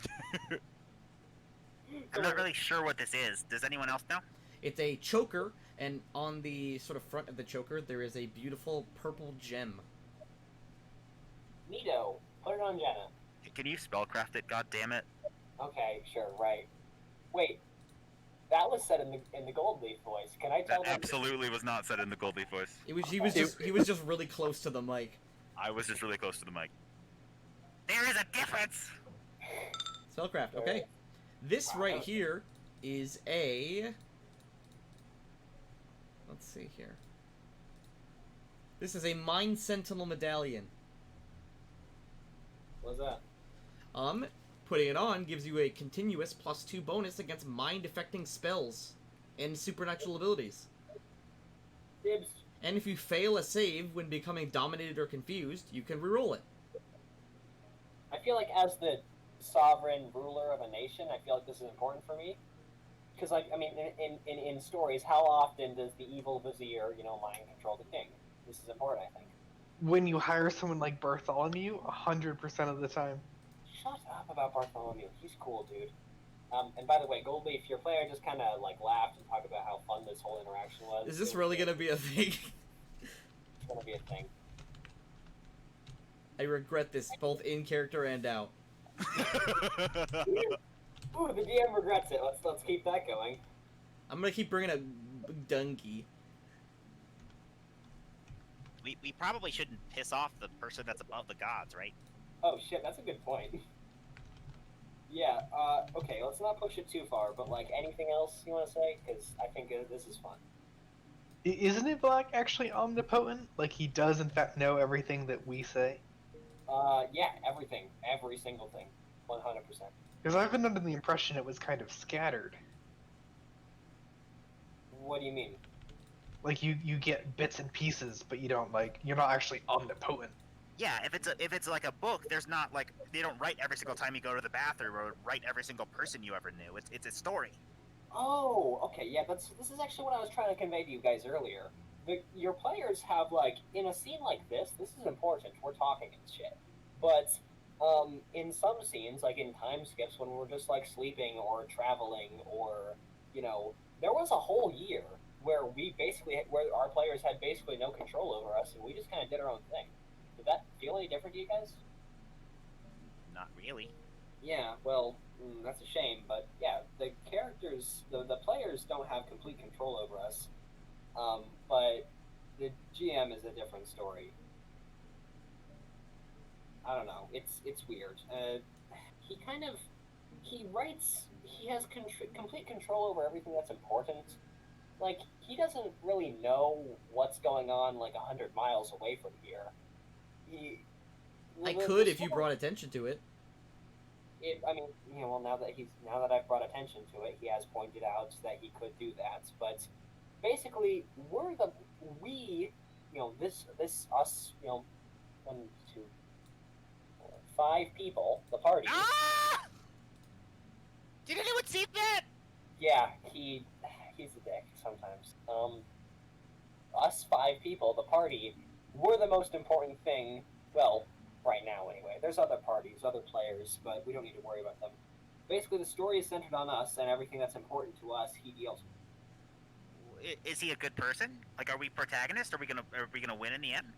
Oh, there's absolutely no guarantee of that. That's up to us. But I mean, we can. He wouldn't make an unfair game. I mean, sometimes.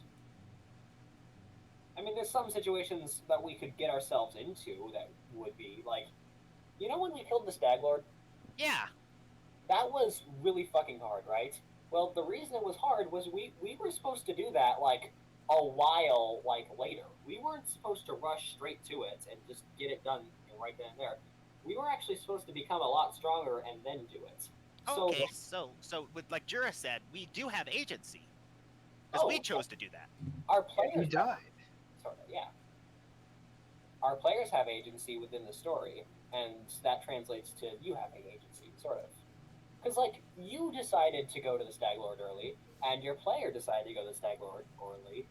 You are kind of, in a sense, your player wearing a funny hat. So, since he has agency, so do you. My player's male? Yeah, it's really weird. Well, it's not that weird, actually. A lot of players actually make characters that aren't their own gender. It feels kind of weird. Sometimes it's a weird thing. Sometimes it's just people like, to do that. There's really nothing attached to that. It's just something that happens sometimes. I hope it's an experience thing and not a sex thing. Yeah, it is. It is not. I'll ask. These are all questions that are both hilarious and completely irrelevant, and I love them. If you want us to stop, we can go on to the next. No, I don't care. This is natural PC roleplay. You want to give this? No, I mean, I'm totally silent. I'm just recording it. I'll ask him. Hey, why did you do that? Because I thought it was interesting. I think a lot of games don't have enough female representation, and I want to make kind of strong female characters. Also, I like practicing different types of voices. I feel like that makes me a better voice actor. Is Goldleaf a strong female character? I'm sorry? Is Goldleaf a strong female character? I would say yes. She is. Goldleaf is the most neurotic character I've ever seen. But is she neurotic because she's female, or is she neurotic because she's a character?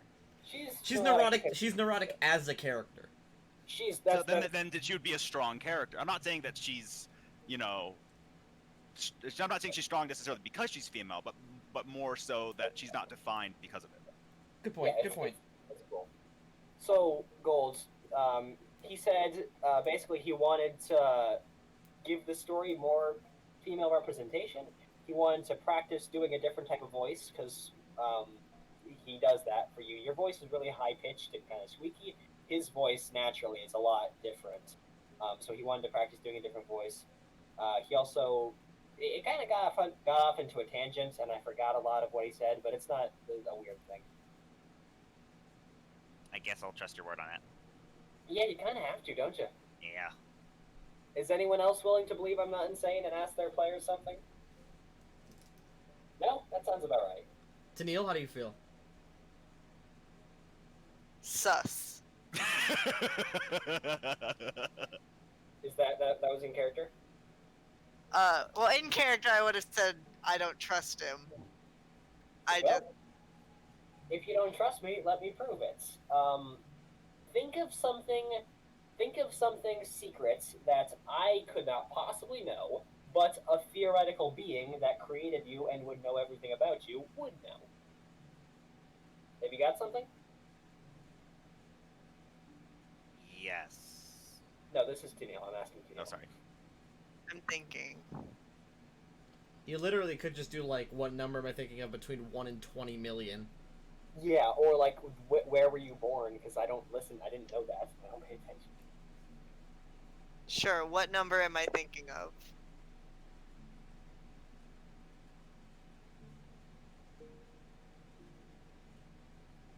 The answer is 2.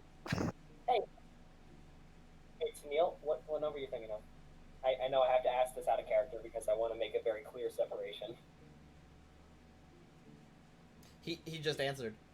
Yeah, I know, but like you said it in the same breath, so it's okay. Now that we've done this, we need to make it very clear when we're in and out of character. Usually that's distinguished via voices. But I like, can a tell lot of very it- clearly when Goldleaf is talking out of character, but 3 of the 4 players don't do voices. So it's very hard to do this weird meta plot. Okay, so we need to signal it better. So There's actually a thing for that. It's called control space in map tools. oh yeah, we can. Well, no one does that. I did that for a while, but I can't do that with the alt, so I'm just gonna do the voices. I'm sorry. It's fine. The Yeah, voice is fine. The fire is not the voice talking, player Jura. said- Tennille, your player said 2, which is a very unimaginative number, I gotta say. That's rude. It fits Tennille. Was it true? I mean, yeah. But I could have guessed it, right? That's what you're gonna say. So let's do it again. Another number.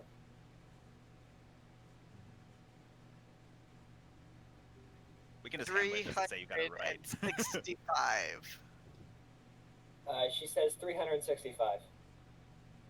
Also he. Oh my god, I'm sorry. Yeah, he says 365. Well, that's like a new level misgender. Misgender a meta character in a game. now Tennille is just confused. I'm so sorry. Whoa, don't stab yourself in the leg again. Yeah, they said 365. Okay. So at some point, we can keep doing this forever, but you have to believe me at some point, because I can't keep guessing correctly. It's just gonna take a while. That's fair. And, Jura, you are still a little reluctant, but you kind of grasp the overall concept, I guess, right? I don't think they exist, but you could guess a number. You know, actually, guessing a number is like the least impressive thing you can do because you literally have detect thoughts. Oh, shit, yeah. Like of all of the amazing, incredible, godlike power you are now wielding. But we would see if he casted her thoughts. Yeah, Well, yeah, that's true. By the way, that feeling of wrongness still isn't gone. It still sucks to be standing right here. I mean, I guess we should, like... But like, I mean, yeah, but like this is also this whole thing has kind of overshadowed it. Yeah, like this is a philosopher's wet dream. Is what happening right here. You It could kind of never, is. you could never tell Jubilost. Yeah. Jura, you, Hey, Jura's player, give me something? His name is Joel. Hey, Joel, give me something.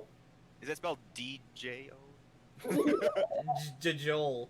It's Joel. Joel. Hey, Joel, give me something. About Jura. That I wouldn't know and wouldn't be able to find out with detect thoughts. Because your player's not thinking it.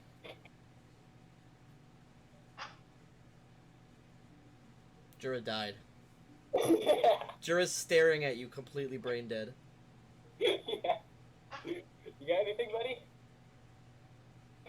The whole Guillemot thing might. Yeah. Jenna's just Susanna, looking around. Jenna's completely unaffected. Are you there? Yeah. Jenna's fine. I envy Jenna. No thoughts Sure, at him. you've got the number, Baron. What? What number am I thinking of? Oh, come on, not that again. Fine. Joel, what numbers are you thinking of? That's how this works. Ooh, that's a really good thing. I was gonna say, that's a really good thing. What if the player just doesn't tell you? Okay, look, your player's being uncooperative, but I could if they weren't. This is frustrating. To be fair, you did threaten to kill him. What I did? No, Jura. Jura did. Hold on, what now? Jura threatened the player, right? Didn't you say that you were gonna kill him? I don't think that happened. I don't remember what you're I talking No, about. Jura and threatened I Joel. expect to. Okay, Goldie, you shouldn't know about that, but okay. I Like, heard him say it. Jura said it. Wait, Jura said. Jura threatened Jura's character, player. I forgot that. Yeah, he might be a little salty, I guess, which is weird because it's kind of him, but I'm not gonna think too hard about it. Well, that proves we have agency then.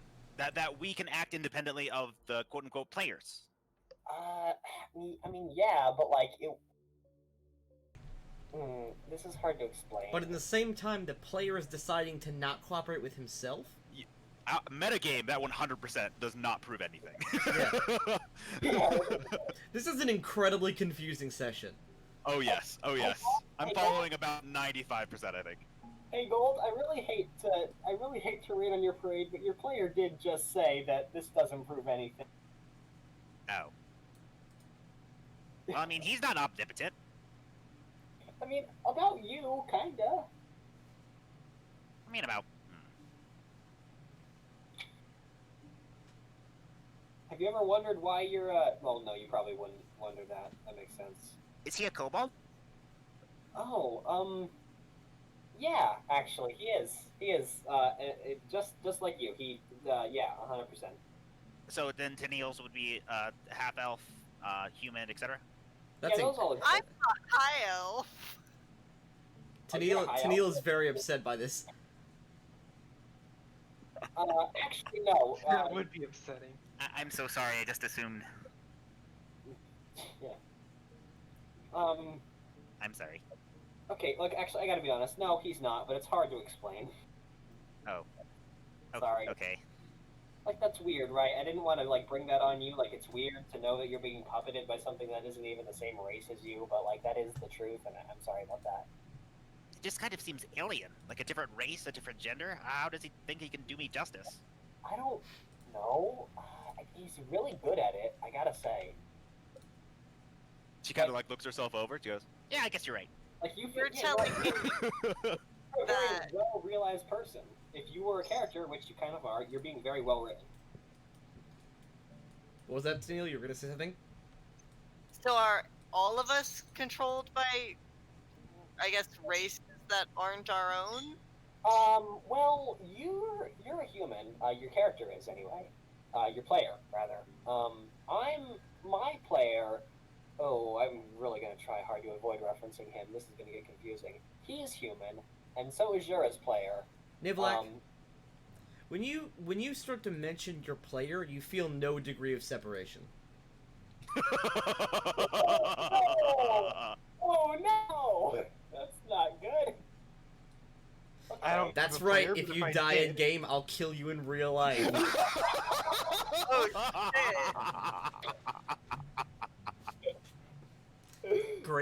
Greater Scarlet Death. So I'm kind of a special case. So let's focus on you. Your player is a human. Yes.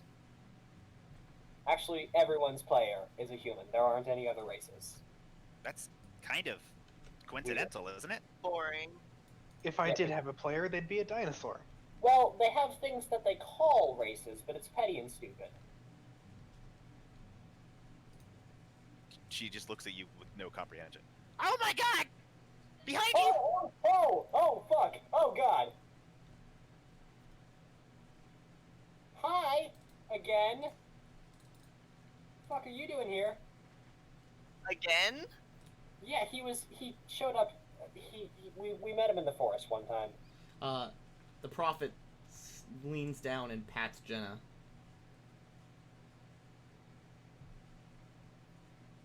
You all seem worried. Yeah, we kind of just had our minds blown. Well, they had their minds blown. I kind of already knew this, and it was, kindly shielding them from it. But then, My lady has Yeah. sent me to find you. oh, your lady. The Who's that again? Guardian. Oh, fuck. I'm sorry to interrupt your strange ramblings about stories and whatever. Oh, you were listening on that? Yeah, I didn't understand much of it. That makes sense. Guardian of the Bloom wants to see me again, huh? Not to see you, but to ask you about your decision. She gave you the opportunity to leave. Oh, It has been a year.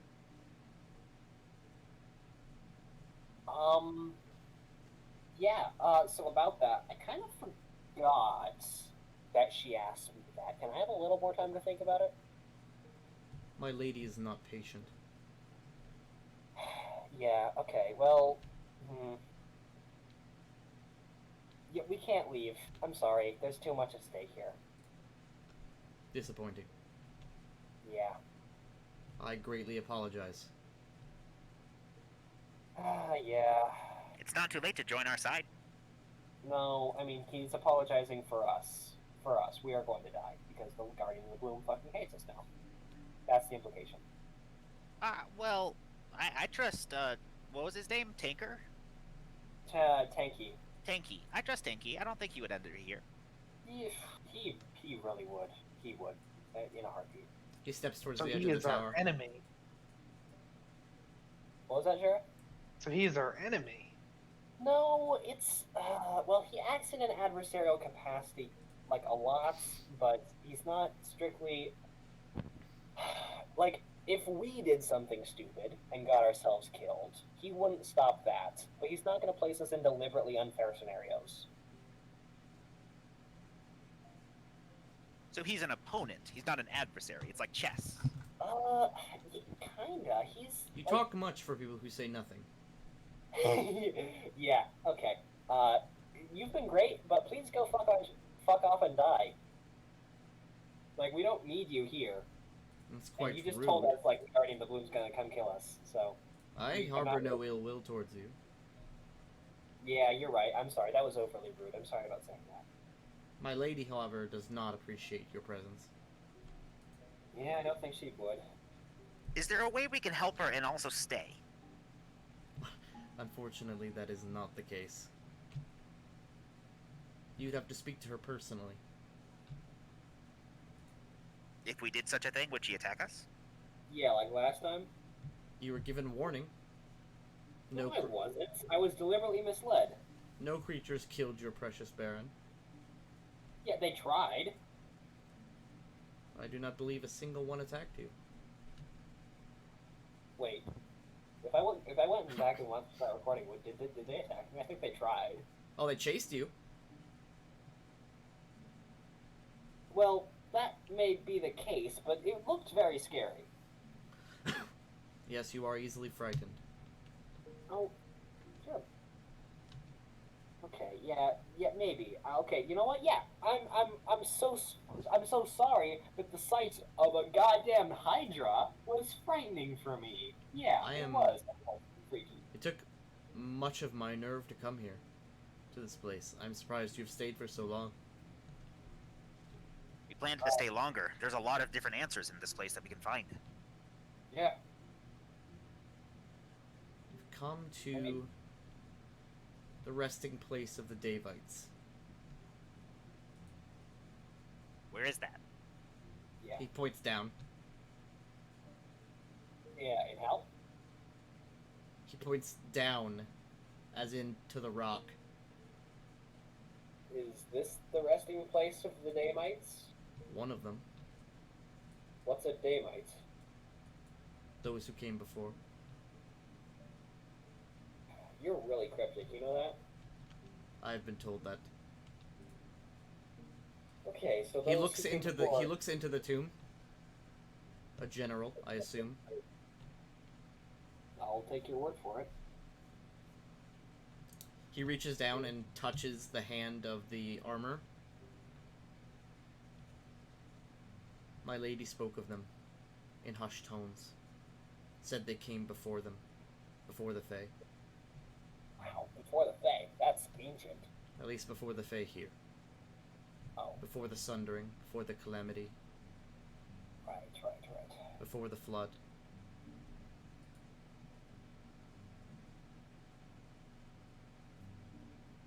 I do not wish to take up more of your time, but I am truly interested in your bravery. You honor me, thank you. I don't feel very brave going here. We did it out of necessity. We had to find out what was going on. It is only by my lady's power that I do not flee this place screaming. Many who come here never return, and those who do never speak of this place. Okay, so from that I get the implication we should leave. I am surprised you have not already. Wait. The kobolds might have been here. We still need to talk to them. Oh, we lost the cobalt thread a while ago. The kobolds are not here. They are farther south. Oh my god. I did not mean to do Big. that. I did not mean to do that. I Big tried to flip my lady. character. I tried to flip. Oh, The kobold is here. large gold. They are Sorry about that. probably near the lair of the Lizard King to the south. To the southwest. Can you point that out on our map? Yes, he puts a thing on the map. I will reveal it to you when we get back to Stonelands. Wow, thank you. My lady wishes you ill will, but I do not. You cut out there, Tinky. Can you repeat that? My lady wishes you ill will, but I do not. So, as long as we just never go into nature again, we should be fine. Thanks for the message, bro. Unfortunately, it is not that easy. Yeah. My lady seeks for a greater goal. What does she seek? A single sand particle. Sorry, I didn't quite get that. What was that? A single piece of sand. That's it? Just some sand? However, she must gather this from the ruins of your kingdom. And why does she need that? She has not told me. Okay, well, we can game this pretty easily. We can just, like, build something, blow it up, and then get some sand from it.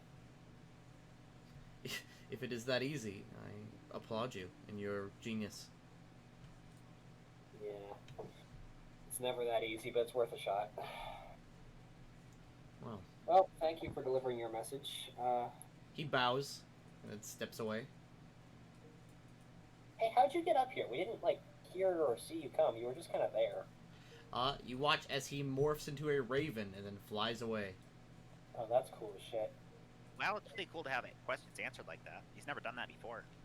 Yeah, that was unusually kind of him. Alright, let's get the hell out of this place. Yeah, let's go. Okay. Are we taking the mind choker? Oh, yeah, I already put that on. Okay. And we're also taking the armor. Are you taking off the armor? Yes. Okay. It's hard to get off. You see that the armor is actually, in some places, grafted into the bone. You're kind of cutting in and out. Yeah. Oh, I'm sorry. Let me get closer to the mic. Okay, everyone. You see that in some places, the armor is actually grafted into the bone. As in, there are places where the bone connects directly with, like, the armor connects directly with, like, bone marrow. So we take the bones as well. Isn't Oh, that you bones, can easily rip the fuck out of the bones. Like, Yeah. they're yeah. crumbled, they're more than 1,000 years old, you just break them with your hands. Yeah. So kind of like the Mjolnir armor. Kind of. This is, +2 full plate armor. Oh shit, really? How is it even classified as like full plate? It's like future sci-fi stuff. It is the equivalent of +2 full plate armor. However, Okay. it is not magical in any way. Except for being +2.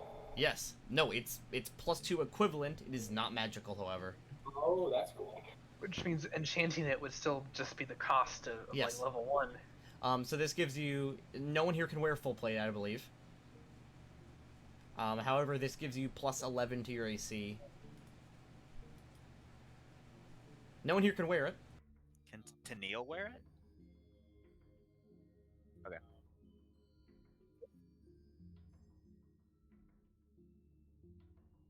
I mean, Yeah. or we could just keep it, and then when we hit level 7, we get a feat, and then maybe someone takes heavy armor proficiency.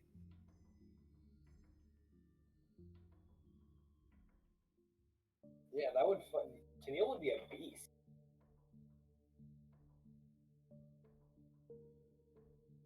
That's true.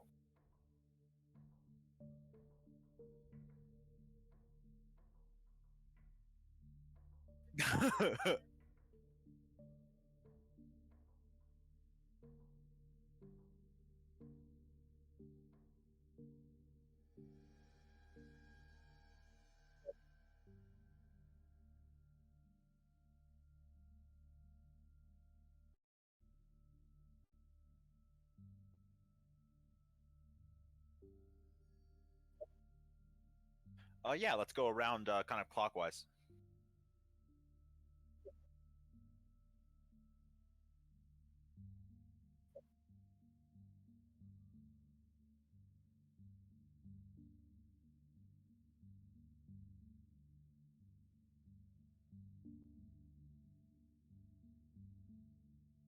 I still have comprehend languages on.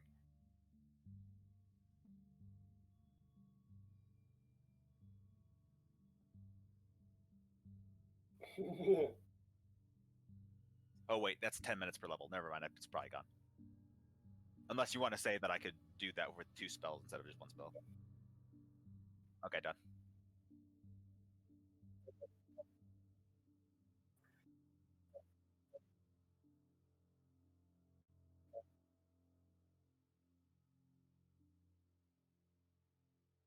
So Hope is probably the only one that's holding him at bay. That's what I would assume.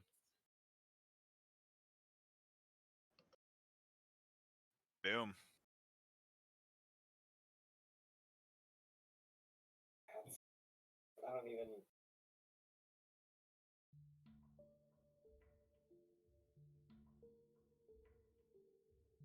Huh. Weird.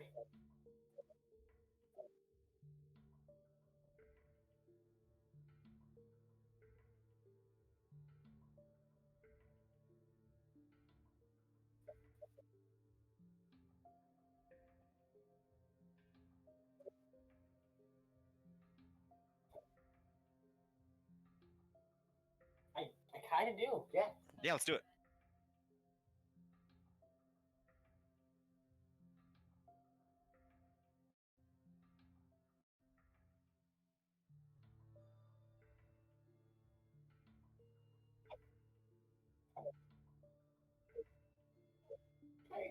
Hey, hey. Sorry. Give me a second.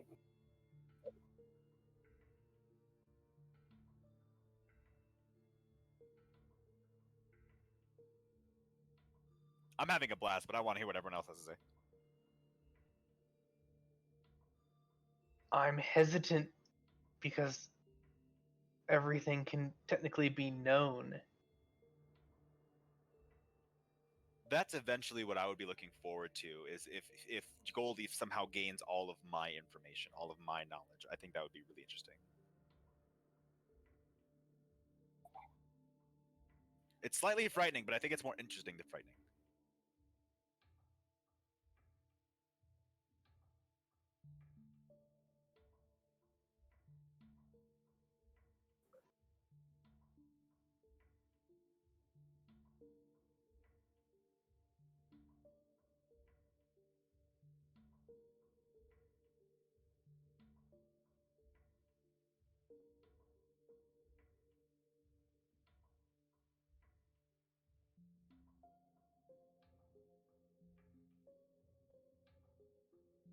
Like the daughter wife who had to be kept in fear or something. Maybe.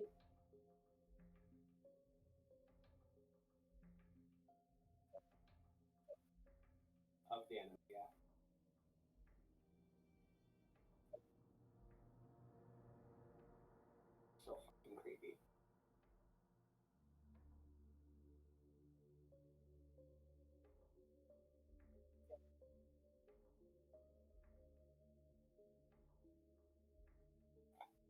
these would all be the same tiefling woman?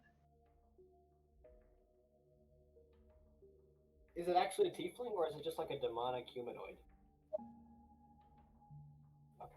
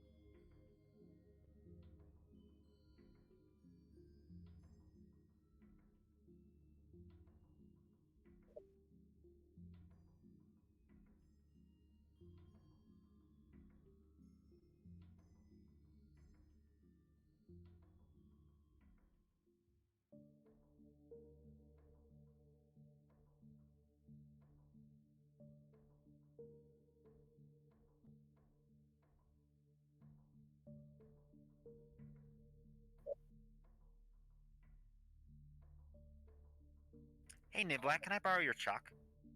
Yeah, here. I was going to hand it over. And you're writing down what I say, right? What? No, I haven't been. I will now. We went through 7 obelisks. You didn't record what I said? And I double check his work, making sure he writes it down correctly. I didn't even know you were saying anything. Well, I was just reading the whole hope, desolation, Oh, armies, blood. Oh, you were reading that. Okay, sorry, I got confused. Ah, and she kind of saunters over to the 7th obelisk, and writes in chalk underneath it. But for she had hope, and she prevailed. So, positive graffiti? Yeah, Sure. it's a layer under it, but hell, you know.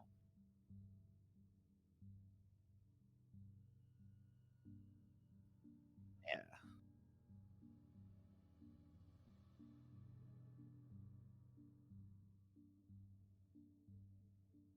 That's fucked. Okay.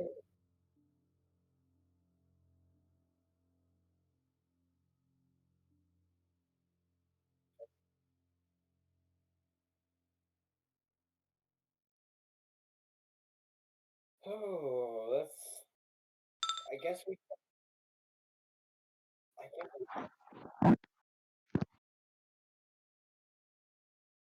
we've been here all day?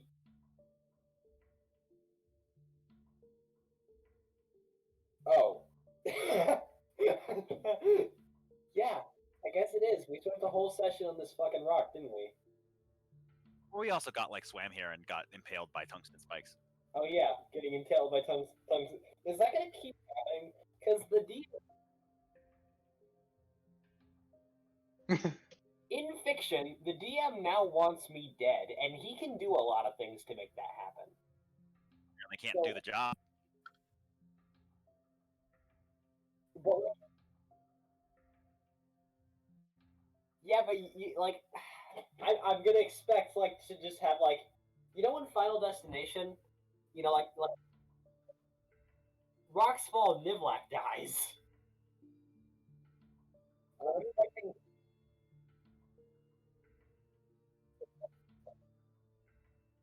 Okay, cool, but tungsten rods, that's cool, yeah.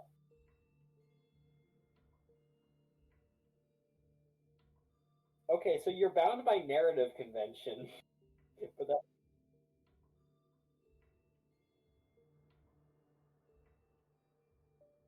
Does. Okay. does the DM in fiction share that, or is that you as a person? Like, yeah, but like clearly they're somewhat separate. Let's call you Tanky, and let's call the DM character David. That works.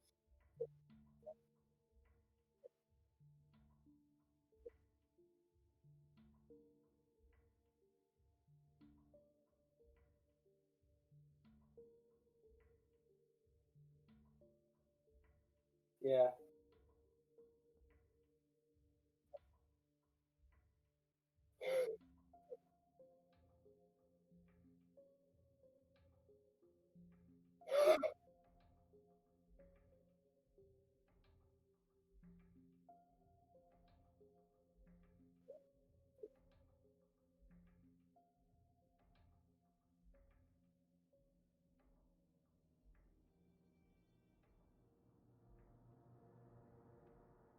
That's cool and terrifying as hell.